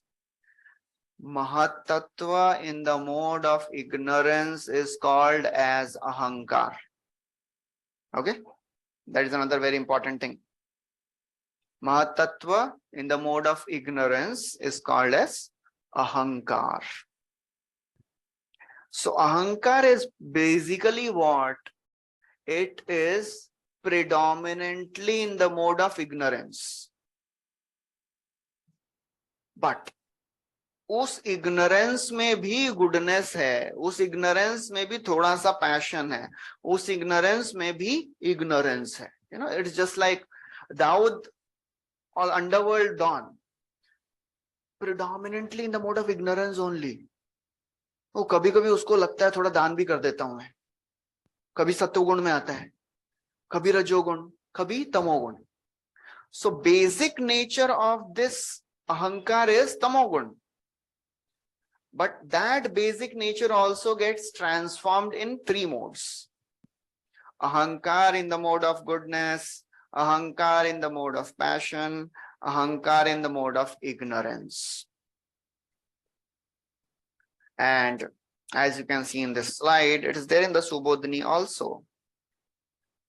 So ahankar in the mode of goodness is called as Jnana Shakti because it is derived from Sattva Gun. Ahankar in the mode of passion is Kriya Shakti. Passion matlab kuch to activity hona chahiye na, kriya, action. That is Kriya Shakti. And ahankar in the mode of ignorance is called as Dravya Shakti. So, in this purport, we read these three words: Adhibhuta, Adhidaiva, Adhyatma. So we can see these words here also. Adhidaiva. Adhidaiva means the controlling system.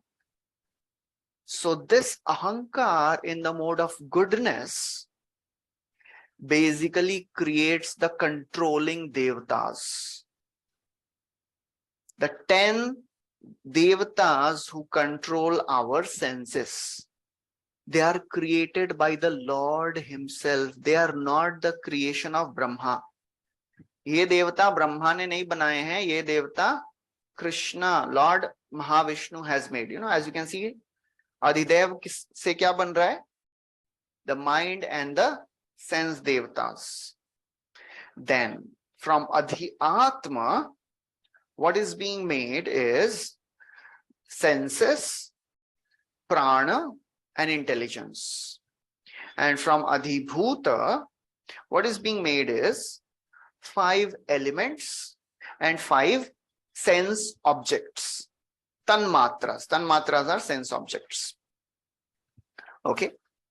So we have to understand that at each level of transformation, Lord's energy in the form of time factor is working, and that leads to subsequent state of transformation. परिवर्तन कब होगा? जब समय काल चलेगा तभी तो परिवर्तन होगा ना. So at every stage, Kal and Guna, they are acting. So that is how we have to understand this. So Prabhupada does not go into the detail of all these technical things. So we'll see the purport also what Prabhupada is writing. So I've just given the overview of how the creation is happening. So what is Karana Srishti? From the point Lord glances on the creation, on the Dravya, to the point of creation of all these various elements: mind, devatas, pran, senses, intelligence, tanmatras. These are all these stages, they are called as Karana Srishti. Okay, so this is just a phase of creation which is named as Karana Srishti. उसके बाद जो भी होगा उसको बोलेंगे कार्य सृष्टि. ठीक है? So I hope something you must have understood. I am sure सब कुछ तो नहीं समझा होगा, but थोड़ा बहुत तो समझ गया होगा. So I can be sure of that. At least 20-30% all of you must have understood. So बार बार सुनेंगे तो समझेगा. Because there is a saying, there is a wonderful subhashit which says, Acharyam padam adatte, padam sishyam swamedhaya, brahmacharibhya padam kalakramenacha. When a teacher teaches, student understands just 1/4. Then the rest 1/4 one understands when the student reads himself. पादम शिष्यस्व मेधया, खुद का बुद्धि लगा के पढ़ेंगे तो बाकी का 1/4 समझेगा. उसके बाद जो 1/4 है कब समझेगा? ब्रह्मचारिभ्य पादम, when we discuss, साथ में डिस्कस करेंगे तब 1/4 समझेगा. And 1/4 you will understand in due course of time. पादम काल क्रमेण च. तो 1/4 भी समझ गया तो सक्सेस है, you know. Yes, Mataji, you have a question? हाँ यस प्रभु, हरे कृष्णा, दंडवत प्रणाम टू ऑल वैष्णव प्रभु। इसमें महतत्व इन सत्व एंड महतत्व इन रजस और फिर महतत्व इन तमस कन्वर्टेड इनटू अहंकार।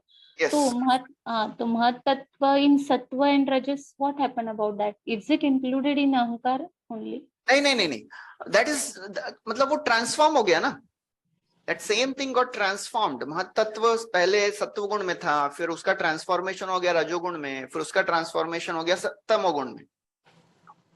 So the तमोगुण का महतत्व is called as अहंकार. That same thing is getting transformed. Okay, means पहले महतत्व is in sattva guna, or then it is transferred into rajas and then into tamas, and then it converted into mode of various. Means there means वो transformation होना जरूरी है कारण सृष्टि बनने के लिए, नहीं तो सत्व में और तम में रहेगा तो शायद कारण सृष्टि अहंकार बनेगा ही नहीं, तमस वाला अहंकार आएगा ही नहीं. Yes. So because all these transformations, they are, मतलब वो चलता रहता है transformation under the influence of the modes and the time factor. So कारण सृष्टि में इसको एक नाम दिया है, a particular phase of creation. यहाँ से लेके यहाँ तक जो है उसको कारण सृष्टि बोलेंगे हम. Yes. हाँ, yes. मतलब काल इम्पैक्ट वहां पे महतत्व में ही करेगा और उसकी वजह से यहाँ पे मतलब अहंकार, मतलब तमस चेंजेस आएंगे, वहीं पे स्टार्ट होगा काल का इफेक्ट. Yes. Yes. मतलब काल is acting from the beginning. शुरू से काल का प्रभाव हो ही रहा है ना. हाँ, yes. द्रव्य के साथ. Time is always active. Yes. Time and the modes of nature, they are always active. Under the influence of the time and the modes, these transformations are happening. ठीक है? Yes प्रभु, मतलब जीव के साथ भी हो रहा है और ब्रह्मांड के साथ भी हो रहा है, दोनों के साथ टाइम फैक्टर काम कर रहा है उसी टाइम में, ब्रह्मांड का फॉर्मेशन. हाँ, yes. हरे बोल, हरे Krishna. So Prabhupada writes in the purport,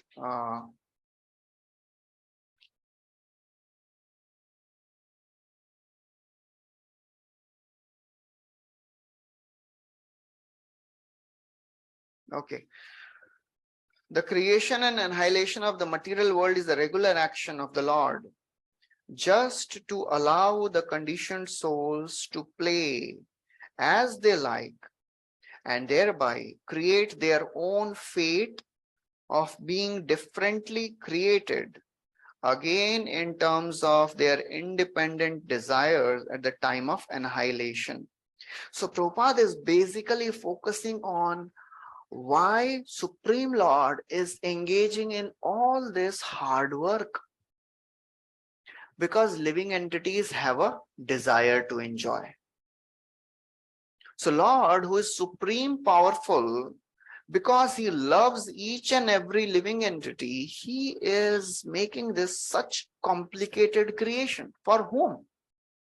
For all of us. Because we want to enjoy. That's what Prabhupada is focusing on it. The creation therefore takes place at a historical date. The process of creation and annihilation is called anadi, or without reference to date regarding the time the creation first took place. Because the duration of even a partial creation is कितना है ये? 86. This is actually one day of Brahma, you know. तो जो भी है वो आप गिन लीजिए उसमें कितने जीरो हैं. Okay, so this is a one day. Partial creation means a day of Brahma. Okay, then Prabhupada writes after a few lines, for human intelligence it is very difficult to conceive how the whole creation rests on his expansion of energy. But the Lord gives a very good example in Bhagavad Gita. So mattah parataram nanyat kinchidasti dhananjaya mai sarvam idam protam sutre manigana iva. Prabhupada quotes that verse. And then there is this verse, although the airs and the atoms rest within the huge expansion of sky, which is like resting reservoir of everything materially created. Still the sky remains separate. Yatha akash sthito nityam vayu sarvatra go mahan tatha sarvani bhutani matsthani iti upadharaya. Prabhupada is paraphrasing that also here. So Prabhupada is just telling how Lord is engaging in all this creation just to fulfill the desires of the living entity to enjoy in this world. Okay. So whatever we discussed so far, so we'll go through the verses also. 22nd verse. Kalad guna vyatikaraha Kalad guna vyatikaraha parinamaha swabhavataha parinamaha swabhavataha karmano janma mahataha karmano janma mahata purushadhishthitadabhud. purushadhishtadabhut. After the incarnation of the first Purusha, Karanadakshay Vishnu, the Mahat Tattva or the principles of material creation take place. And then time is manifested. And in course of time, the three qualities appear. Nature means the three qualitative appearances. They transform into activities. So they transform into various activities. So Prabhupada is basically using the very, very simple terms, not going to the technical details of Kriya Shakti or Jnana Shakti or Dravya Shakti, So Prabhupada in the purport uses some of these words, but he doesn't go into the, technical understanding of all these things. Okay, next verse, translation. Okay, we'll recite this. Mahatastu vikurvanat Mahastastu vikurvanat Rajah sattvopabrihmitat Rajasatto chabruhitat Tamah pradhanastu abhavad Tamah pradhanastvabhavad Dravya jnana kriyatmakaha. Dravyajnana kriyatmakaha.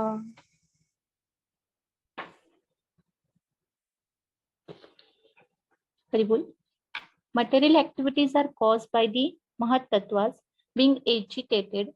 At first, there is transformation of the modes of goodness and passion, and later, due to mode of ignorance, the matter, its knowledge, and different activities of material knowledge come into play. Hare Krishna. Okay, so I'll just share a different slideshow made by Balram Shakti Prabhu.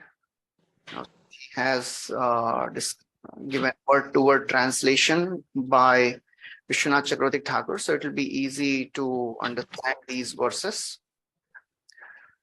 So, Kalad Guna Vyatikarha. So, 22nd verse. The gunas are agitated from a state of equilibrium by time. सब कुछ समय के हिसाब से हो रहा है ना. काल के प्रभाव में गुण व्यतिक्रम, modes are agitating by time factor, and then parinama swabhavatah, they are transformed into another by swabhava. And when the pradhan is transformed under the influence of time, what happens? Mahat tattva appears. Karmano janma mahatah. Janma kiska ho raha hai? Mahata. Mahata means Mahat tattva. That's what we discussed, right? Pradhan se kya ho gaya? Mahat tattva aa gaya. And all this is happening under the influence of Purusha. Purusha adhishthitad abhut. All this is happening under the direction of the Lord. Then what is happening in the next? From Mahatas to Vikurvanat, from the transformation called as Mahat Tattva. So predominantly Mahat Tattva is in the mode of Sattva Gun. Then it is Sattva and Rajas. Rajaha Sattva Upabrimhitat. Upabrimhitat means predominative because of increased Sattva Gun and Rajogun. Rajogun और सत्वगुण ज्यादा रहेगा सबसे पहले. Then slowly it gets transformed into tamasa. तमस के प्रभाव में महत तत्व का परिवर्तन किसमें होगा? Tamaha pradhan, that is called as ahankar. And from that ahankar arose what? Dravya, jnana, kriya, atmakaha. If you are seeing the Subodhini chart, you can see both of these together. It will be easy for you to understand.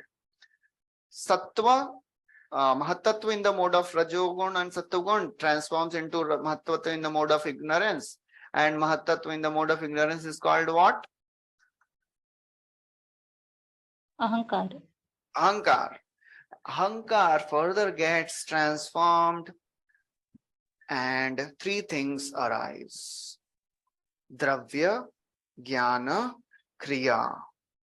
So, Prabhupada also writes in the purport, material creations of every description are more or less due to development of mode of passion.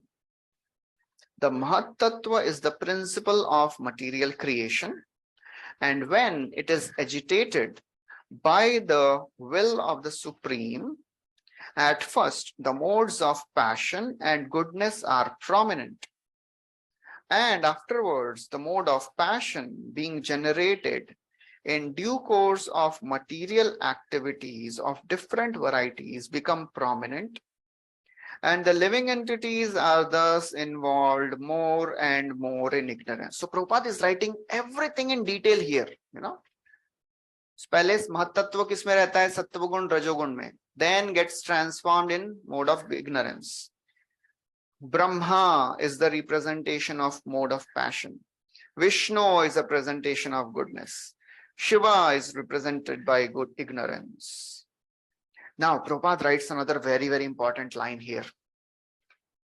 We all know that Lord never comes in touch with material nature, right? So when Lord glances on the material nature, somebody may say, well, Lord is coming in touch with material nature. But when the Lord glances on the material nature, Durga Devi, Prakriti, that glance of the Lord is Lord Shiva. So directly Lord never comes in touch with material nature. He does it through Lord Shiva.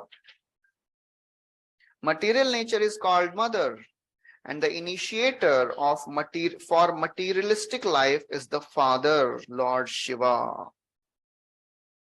Okay. And then the last few lines, Prabhupada writes, in other words, gross matter is adhibhuta.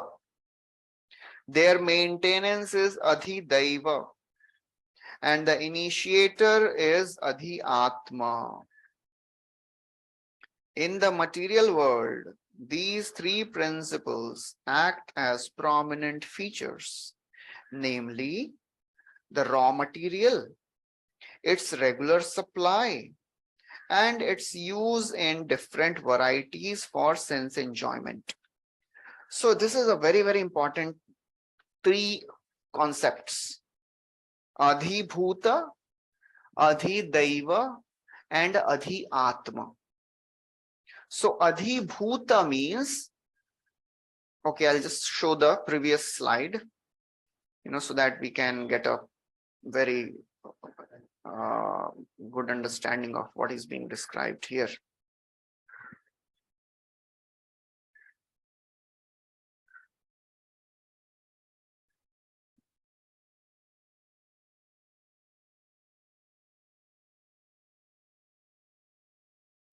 Okay, so as you can see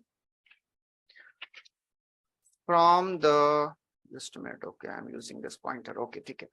So from this ahankar in the mode of goodness, passion, and ignorance. So Mahatattva predominantly in Sattvagun and Rajogun, then transforms into Mahatattva in the mode of ignorance, which is called as ahankar. Okay. Then this ahankar further gets differentiated under the modes of goodness, passion, and ignorance. Under the modes of ignorance, this ahankar transforms and creates dravya. Dravya basically means what?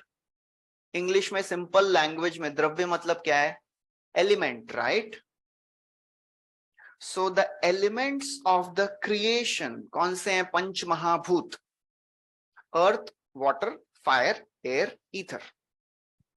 So these are 5 elements. यहाँ पे आपको दिख रहे हैं 5 elements. And tanmatra. Tanmatra means what? The sense objects. ठीक है? So what is the object of the eye?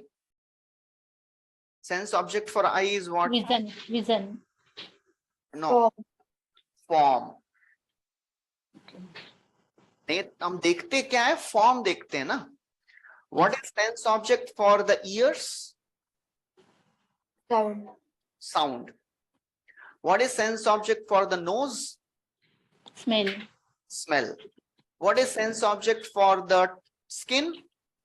Touch. Touch. क्या बच गया? Yeah. Taste. Taste. Eyes. No. Taste. Tongue. Tongue. Huh? What is sense object for the tongue? Taste. Taste. Okay. So these 5 sense objects and the 5 elements, they are created by adhibhuta. ठीक है? So these are the raw material basically. Raw material बनना क्या है? अधिभूत देता है raw material. So Prabhupada writes ना, यहाँ पे देखिए, raw material. raw material कहाँ से आ रहा है? अधिभूत से. ठीक है? So अधिभूत के लिए अभी सप्लाई देने के लिए इंटेलिजेंस लगता है ना. How to use this? You should have senses and intelligence to use this raw material. So the senses and the intelligence is created. इसमें काम करना पड़ रहा है ना. Something is happening, right? क्रिया हो रही है. तो क्रिया क्या होगी? कैसे होगी? कौन क्रिया करेगा? Senses. Our intelligence will work, our senses will work, our prana vayu will work, right? Okay. So that's how adhyatma is called as kriya, shakti. उससे क्या आता है? Prana, senses and intelligence. And even if we have our senses, even if we have our intelligence, even if there are raw materials, but if the controlling devatas don't sanction, things won't work. Okay. So adhidaiva means the controlling potency. Prabhupada writes, no? Adhidaiva means the maintenance. Who maintains the senses? Who maintains the intelligence? Who gives sanction basically? That is done by the devatas, and they are created by jnana shakti of this ahankar. Okay, so this is what is described. So I'll go to the previous slide. Shakti Prabhu. Okay, any questions? Any confusions?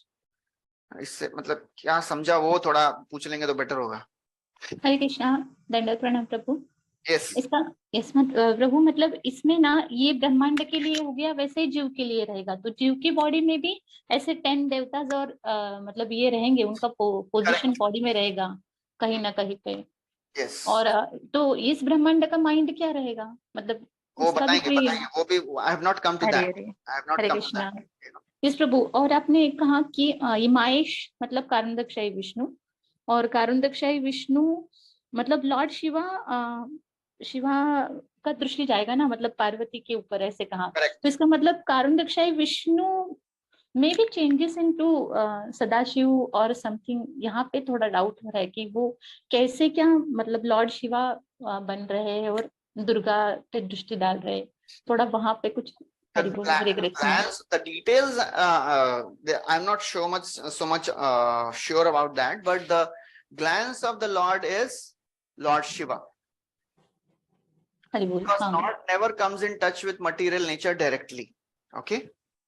मतलब कार्तकशाही विष्णु नहीं आएंगे touch में, तो वहां पे शिव जी आएंगे। Yes. हाँ yes Hari So अभी बोल। जो आप यूनिवर्स का बोल रहे हैं ना, so okay, some other description I'll give in some time about this Virat Rupa of this universe.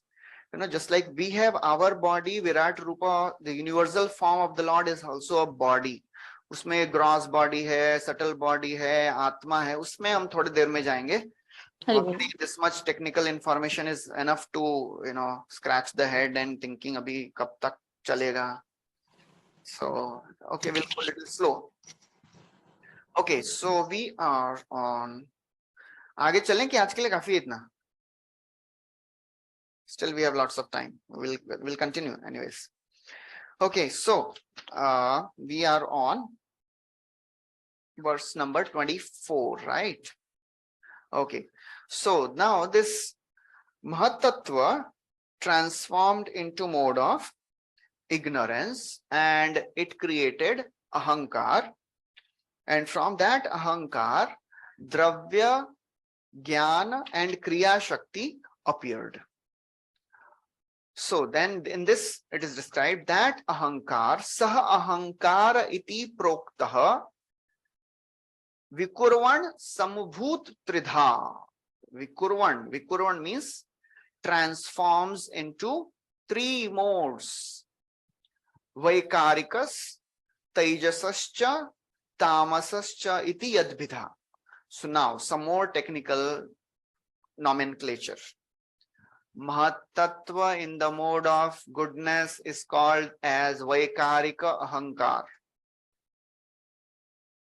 Mahatattva in the mode of passion is called as Tejasa Ahankar. Okay. So Vaikarika, Tejasascha, Tamasascha iti. So that is what is described as Dravya Shakti, Kriya Shakti and Jnana Shakti. So Vaikarika means the Ahankar in the mode of goodness transforms into Jnana Shakti. Ahankar in the mode of passion transforms into Kriya Shakti. Ahankar in the mode of sorry, I made a mistake, sorry. ये जो वैकारिक, तेजस और तामसस अहंकार है ना, these are the three names given to ahankar in the mode of goodness, ahankar in the mode of passion, ahankar in the mode of ignorance. वो जो महत्त्व in the mode of goodness है, that is called as सूत्र तत्व, you know, तो वो अलग है, sorry. महत्त्व in the mode of goodness is called as सूत्र तत्व. That is this additional information. Oh, that is not so much important. So ahankar in the mode of goodness is called as Vaikarika Ahankar. Ahankar in the mode of passion is called as Tejas Ahankar. Ahankar in the mode of ignorance is called as Tamas Ahankar. So can anyone tell me now, ahankar in the mode of goodness creates what? ज्ञान, क्रिया और द्रव्य में से कौन सी शक्ति अहंकार in the mode of goodness से आती है? ज्ञान शक्ति। ज्ञान शक्ति। Okay, thank you.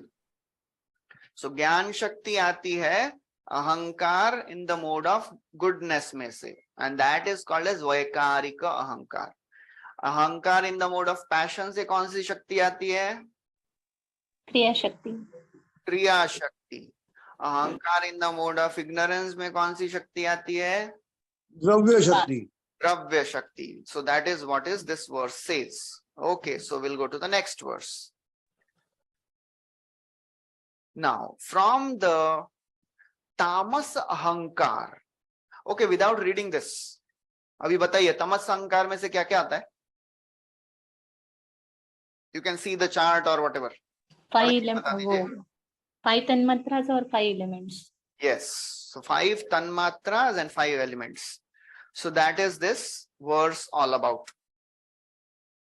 The 5 elements, earth, water, fire, air, ether are created, and the Tanmatras are also created. Sound, touch, form, taste, and क्या बच गया? Smell. Okay. So that is what is described. So then further 26th verse onwards, there is a process how things get transformed. Okay. So if you have your Subodhini, you can just open that Subodhini. I think it is not in this slide. Slide में नहीं डाला है शायद. Just a minute.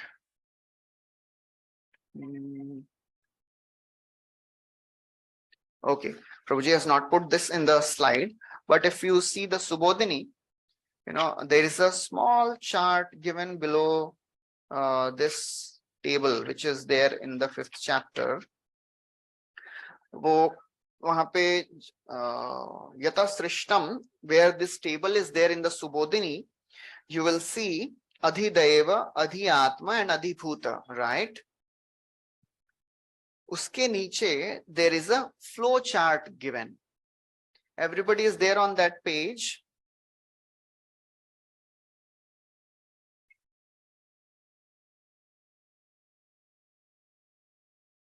Okay, so now from sound comes the ether.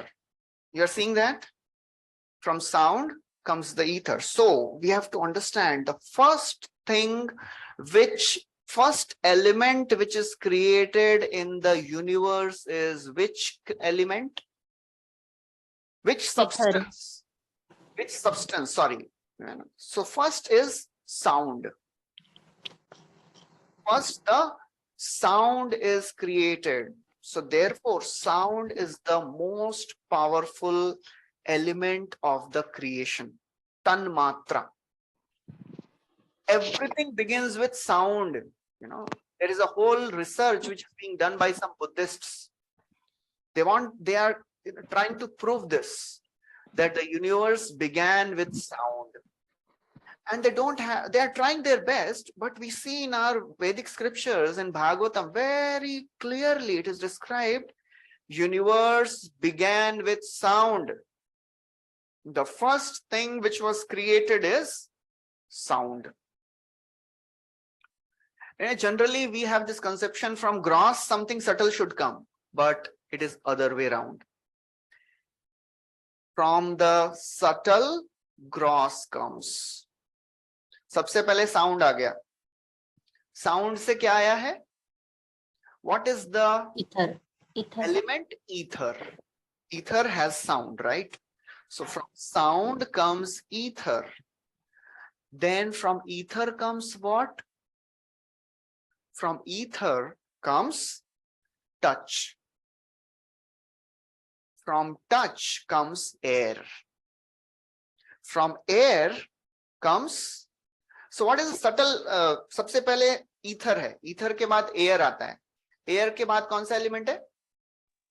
Fire. Fire. Fire has a form, right? Air doesn't have a form. Fire has a form. So from air comes form, and from the form comes the fire. From the fire comes the water. Smell. Oh, sorry, taste. The taste comes the water. From the water comes the smell, and from smell comes the earth. So ये जो हमने अभी ये chart देखा है, that is what is being described in the further verses. So we can keep on reading these verses. Just a minute.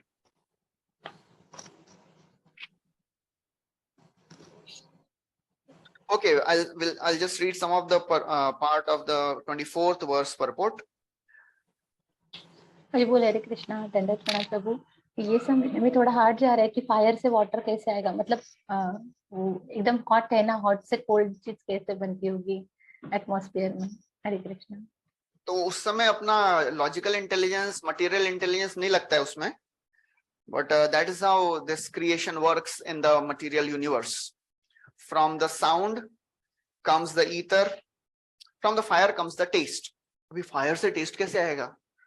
But that is how, you know, creation is. it is very difficult to conceive.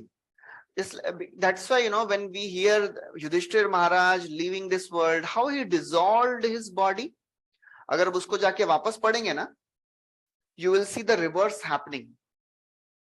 He merged his earth into the water element, water into the fire, fire into the air, air into the ether, ether into the mind, mind into the intelligence, intelligence into ego. So creation ऊपर से नीचे होता है and annihilation happens from नीचे से ऊपर. So that is how these things work. So with our material अभी उतना intelligence नहीं है अपना, and therefore science is slowly working on it. ऐसा कैसे हो सकता है? And they may come to this understanding at some point of time.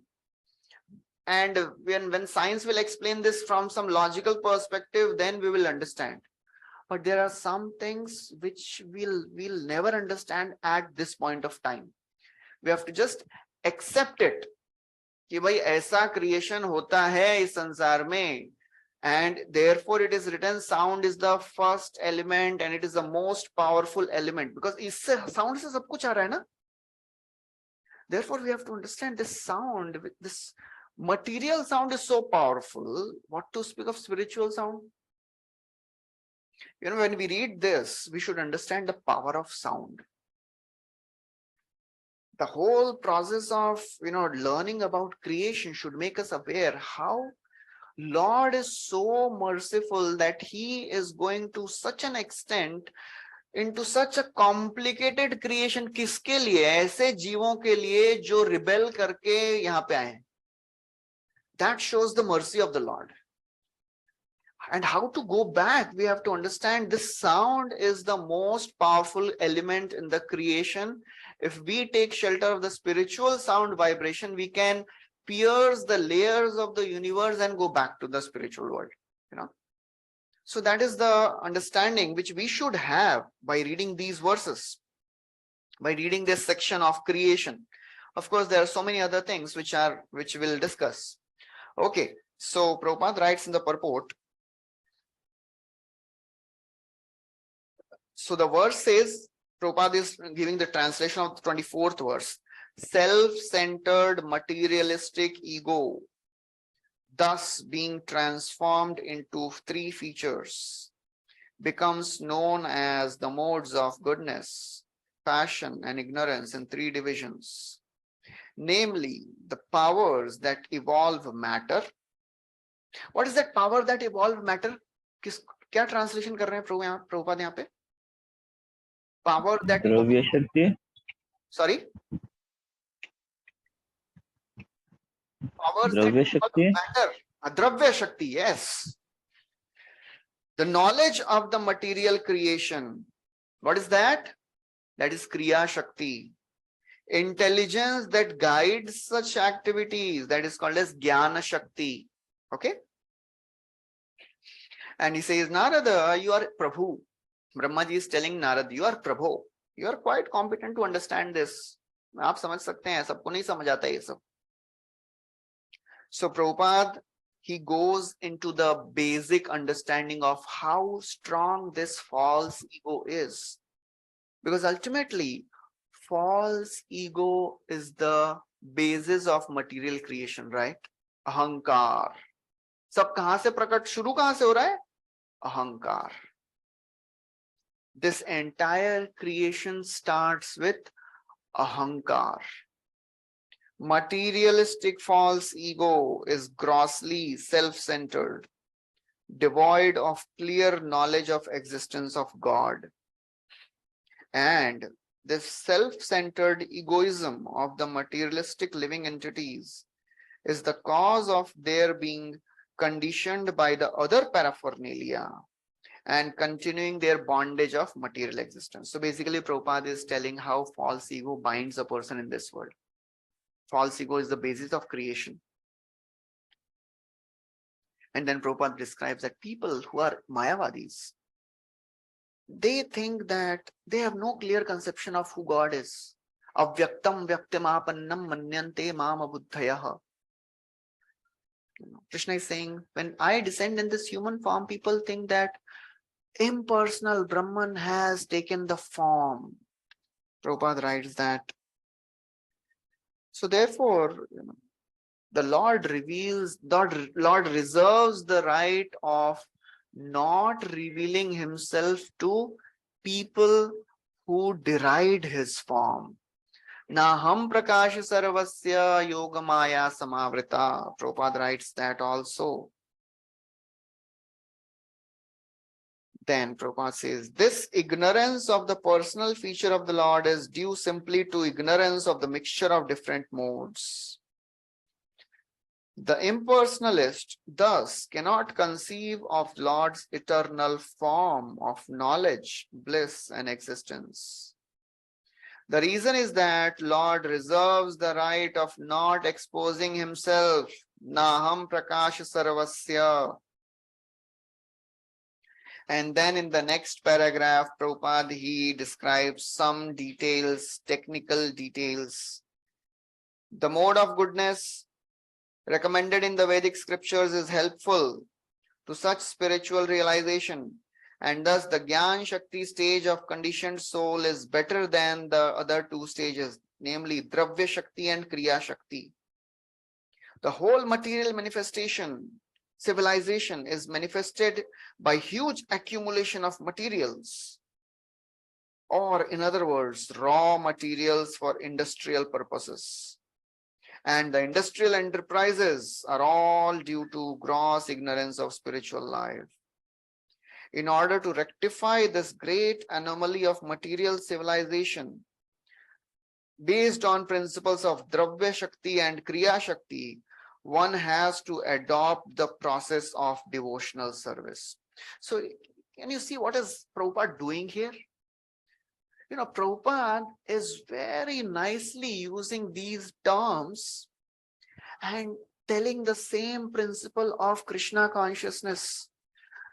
He knows that yes, पढ़ के इतना technical बोलेंगे ना, तो लोग बोलेंगे कुछ समझ नहीं रहा है, बंद करो. Prabhupada is very nicely using these words of Dravya Shakti and Kriya Shakti to describe the current situation of modern civilization. And he says that ultimately we have to take shelter of Jnana Shakti. We have to develop knowledge about the Supreme Lord. And that will happen by the process of devotional service. Okay, so now from 25th verse, he says, from the ether, whatever this small chart is there, na? These are the verses. From the ether arose the, ether से क्या आता है?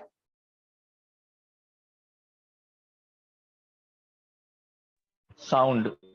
नहीं, ether से, ether, sound से ether आता है. से क्या आ रहा है? Yes. Touch. Touch. So you can see in this, from the ether arose the subtle touch.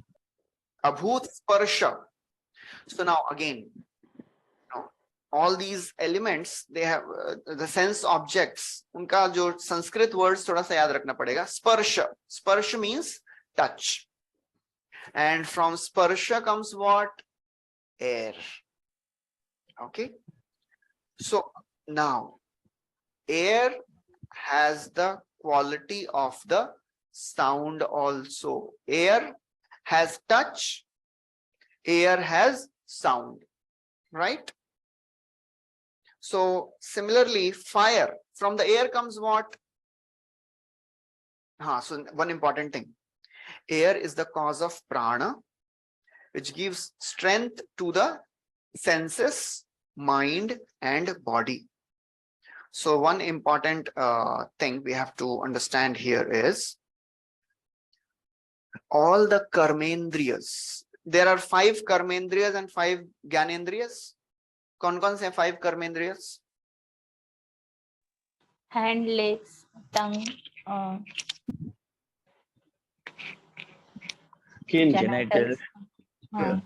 Okay, hand, legs, tongue, anus, and genitals. These are the karmendriyas. And 5 gyanendriyas, we all know. Okay. So this verse says, air is the cause of prana, which gives strength to senses, mind, and the body. So, karmendriyas, they get their power from prana. Okay. That's why when we fast in Kali Yuga, which is the source of prana? Prana kahan se aata hai?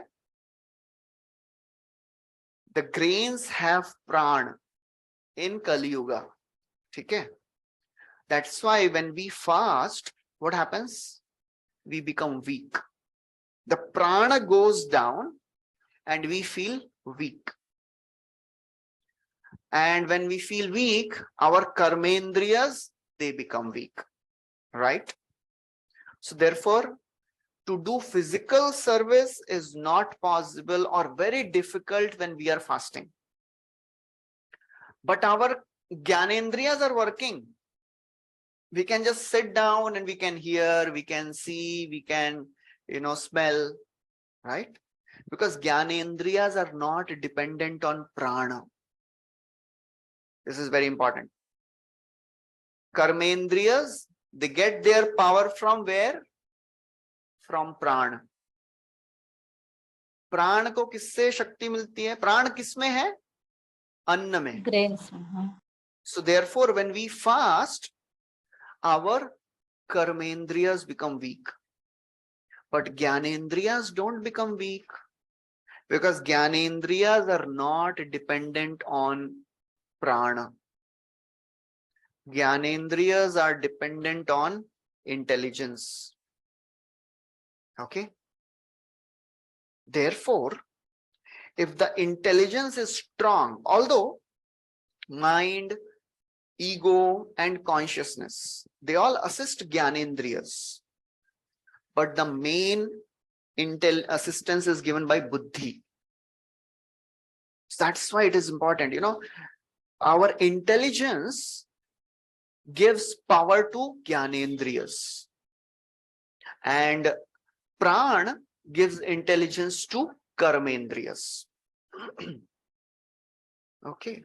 So therefore, all of us know a small child can pass stool, and if the mother is not there, child can put hand even in the stool and put it in the mouth. Why? Because the intelligence is not developed. For a grown-up person, it is unimaginable. Because his gyanendriyas are very sharp. Because intelligence is not developed, so gyanendriyas are not developed. So therefore, it is a connection we have to understand. Child can, put even, stool in the mouth because gyanendriyas are not developed, because intelligence is not developed. So that's the same with mentally challenged person. His intelligence is, not working properly. He can't do any wrong thing. So that's how we have to understand this, how our gyanendriyas and karmendriyas work. So we have to understand that this is another set of information. For any sensory stimulus to get transformed into an action.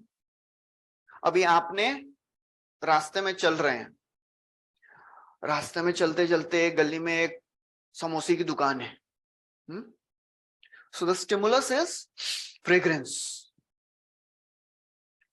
For every stimulus to get transformed into action, उसके बीच में ना बहुत कुछ होता है. For us, it may be very quick. मतलब फटाक से अरे fragrance आया, चलो खाते हैं. But वो fragrance आने और खाने के बीच में बहुत कुछ होता है. You know what all things happen? First, the stimulus enters the nose, senses. Then, the senses, they stimulate our consciousness.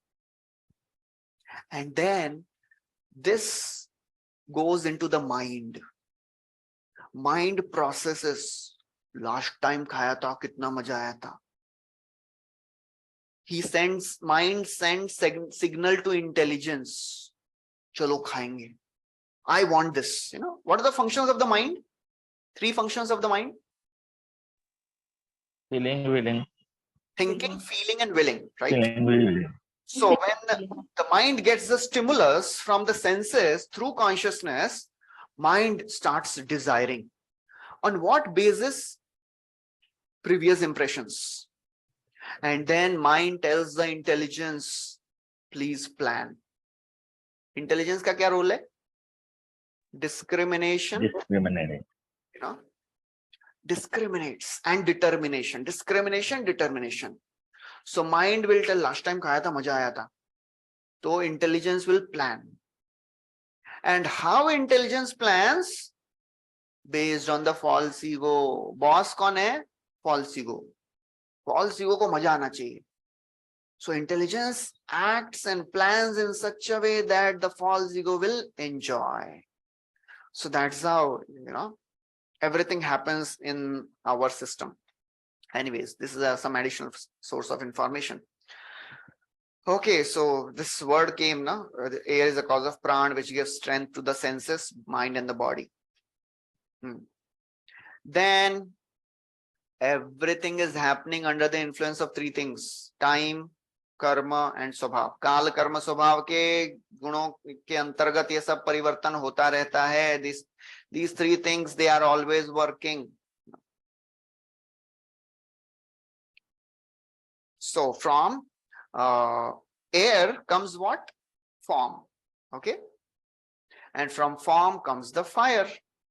So in the fire, what all things are there? Fire has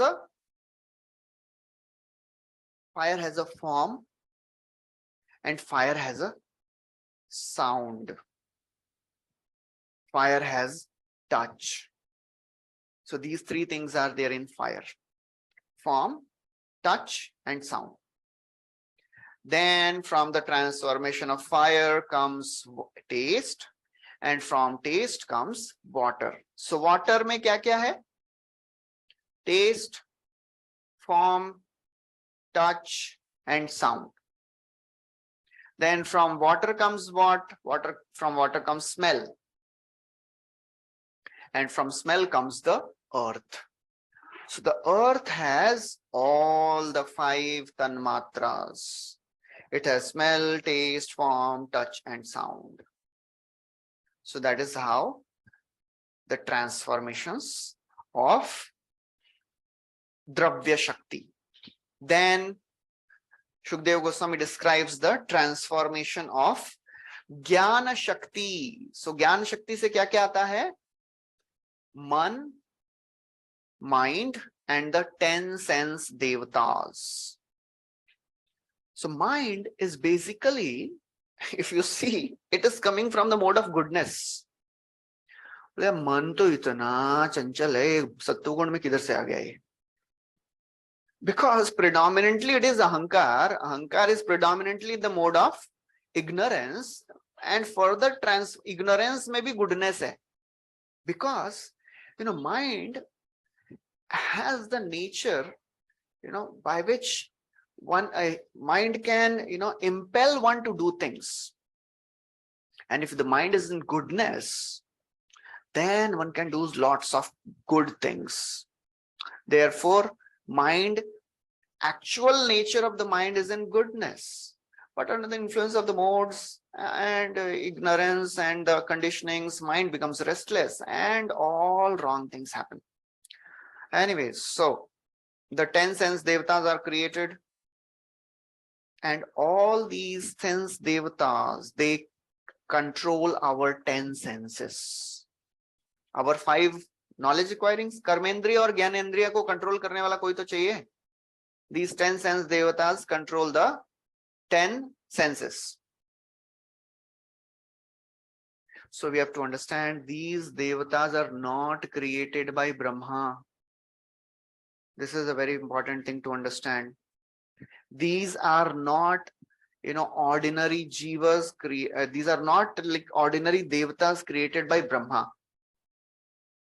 These are directly created by the Lord himself.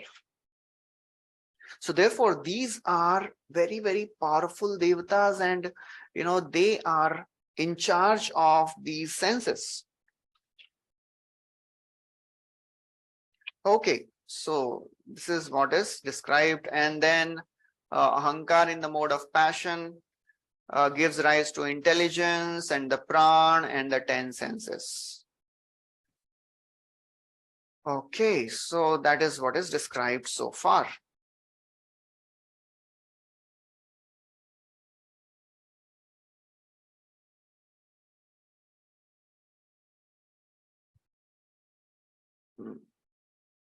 Okay, so far we have discussed what is called as Karana Srishti. Okay, so what is Karana Srishti? Karana Srishti is the primary creation. So there is Sarga and there is Visarga. All of you may be knowing what is Sarga and what is Visarga.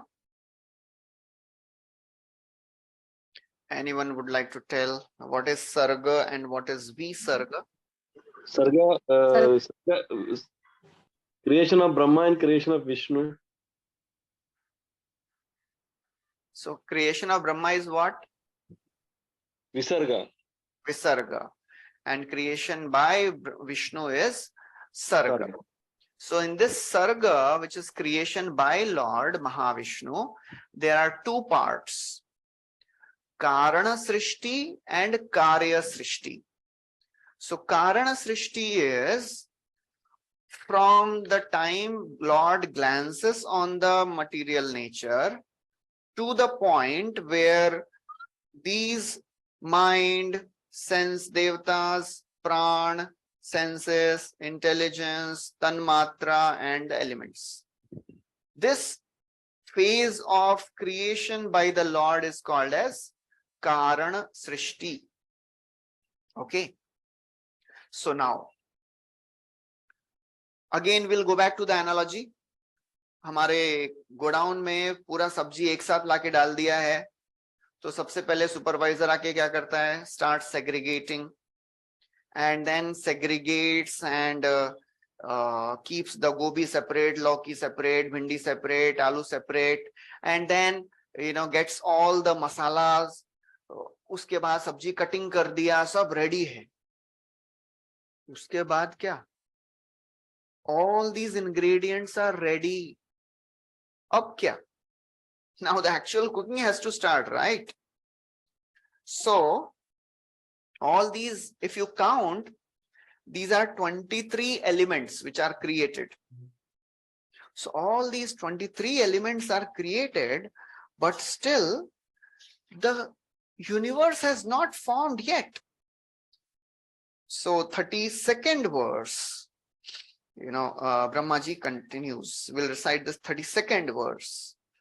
Yadaite sangata bhava Putendriya manogunah Yadayatana nirmane Yadayatana nirmane Nashe kur brahma vittama. Nashe kur brahma vittama. O Narada, best of the transcendentalists, the forms of the body cannot take place as long as these created parts, namely the elements, senses, mind, modes of nature, are not assembled. अब जब तक कोई डालने वाला नहीं है कैसे जाएंगे सब? ये कुकिंग चालू होना चाहिए ना. As long as the elements are not mixed together, अभी सब्जी अलग रखा है, दूधी अलग, भोपला अलग, आलू अलग, तो सब्जी कैसे बनेगा? Now all these elements are created, they are not mixed. So somebody has to mix these elements. Who will mix these elements? The Lord only. So that's what will happen now. So Prabhupada again writes in the purport,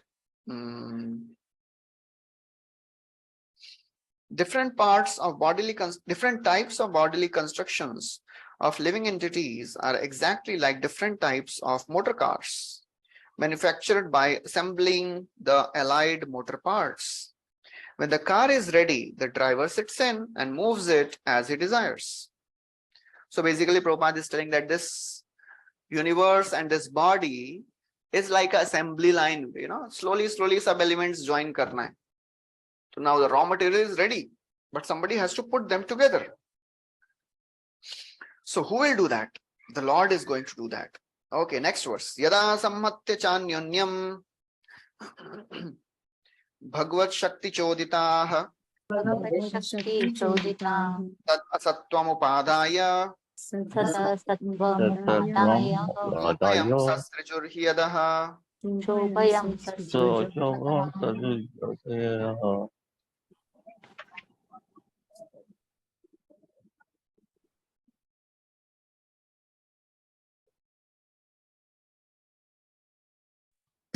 Hare Krishna.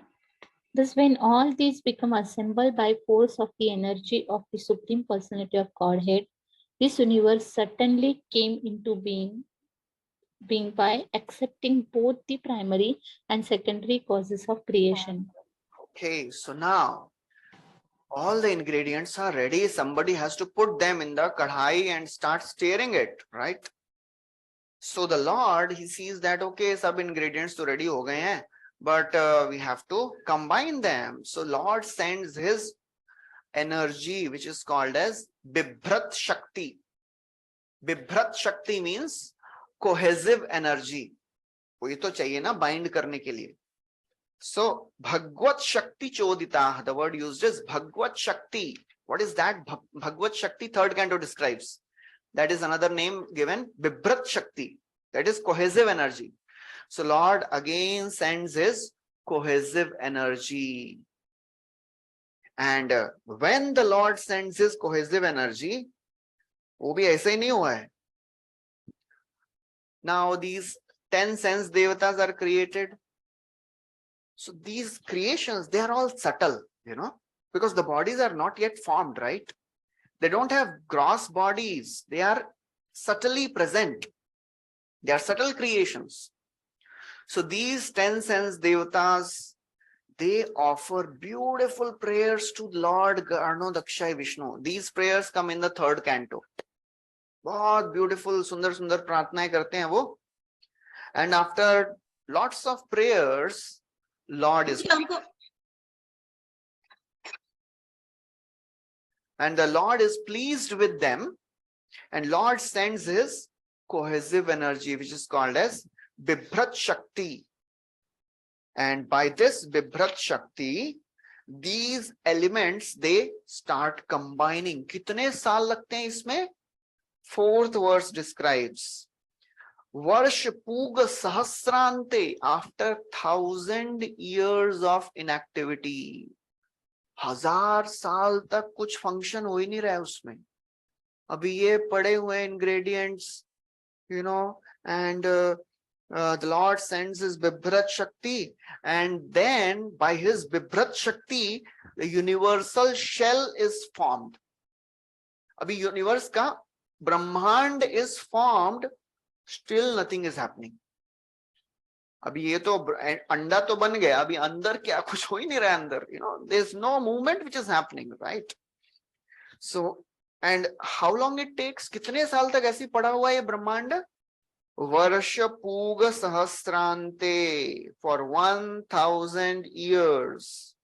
This tam tadandam udakeshayam. This was lying where? ये ब्रह्मांड किधर तैर रहा है? All these universes are floating where? Karana Sagar. Karunadak Sagar. After 1,000 years of inactivity, what happens? 35th is a very, very important verse, and lots of description is there in this verse.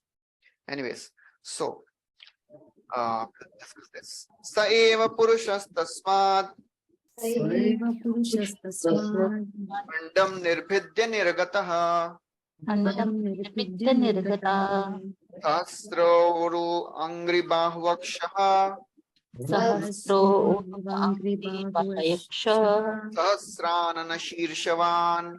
Sahasrana Shirshavan.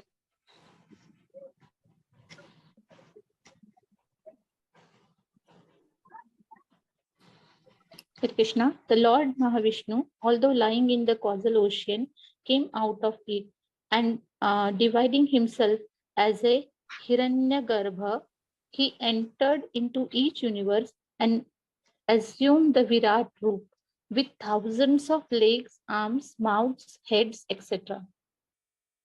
Okay, so before going into further descriptions, this Virat Rupa is the form of the Lord. Okay, it is the material form of the Lord.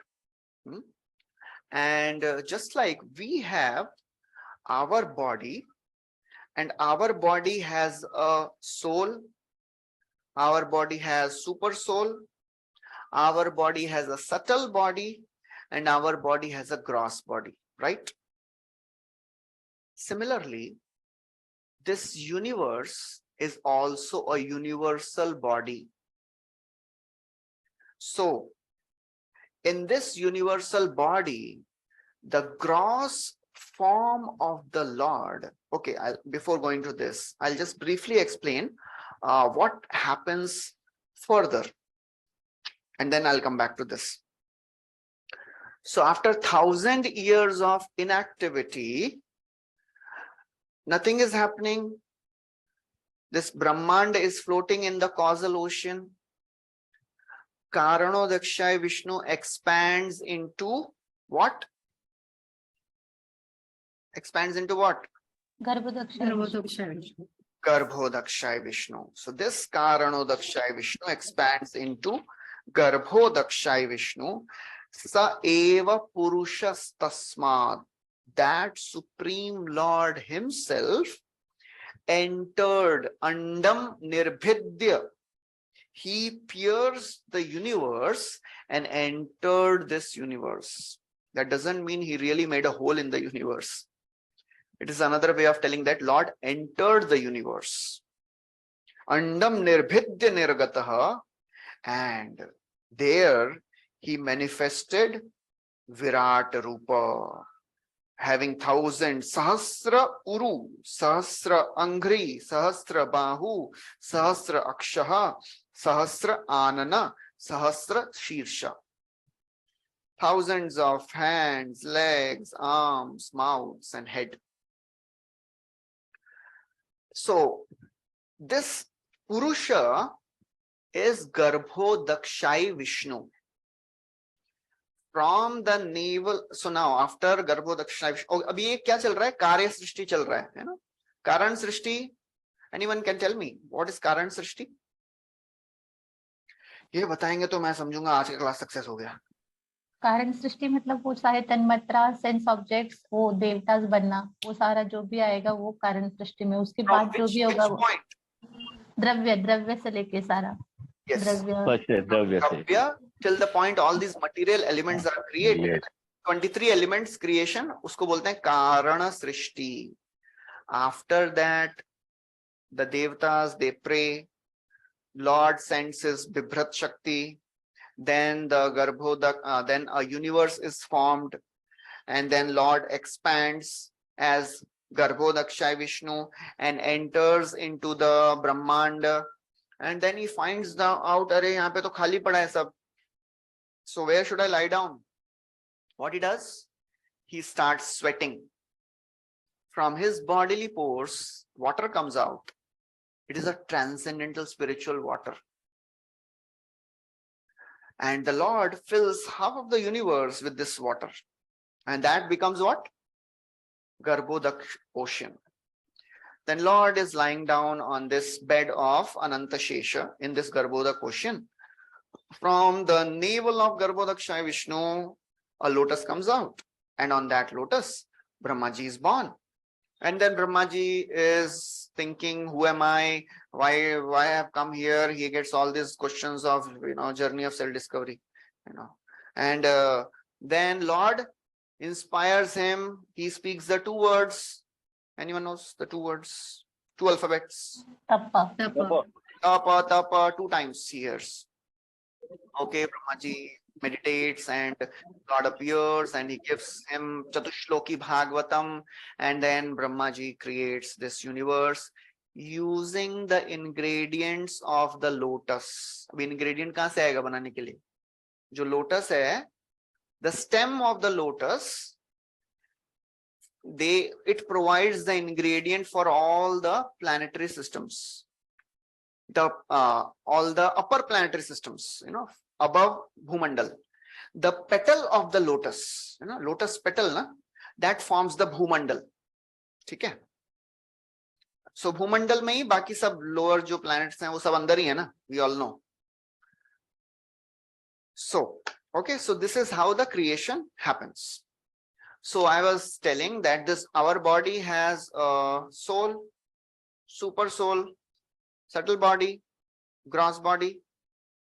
This universe also has a gross body.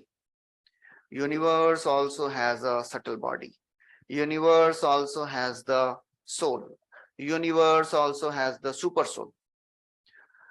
The gross body of the universe, there is a term given to it that is called as Vairaj Brahma. Okay, the gross form, the 14 planetary systems, they are called as Vairaj Brahma. That forms the gross body. The subtle body of the universe is, please listen carefully. The subtle body of the universe is the aggregate of all the living entities.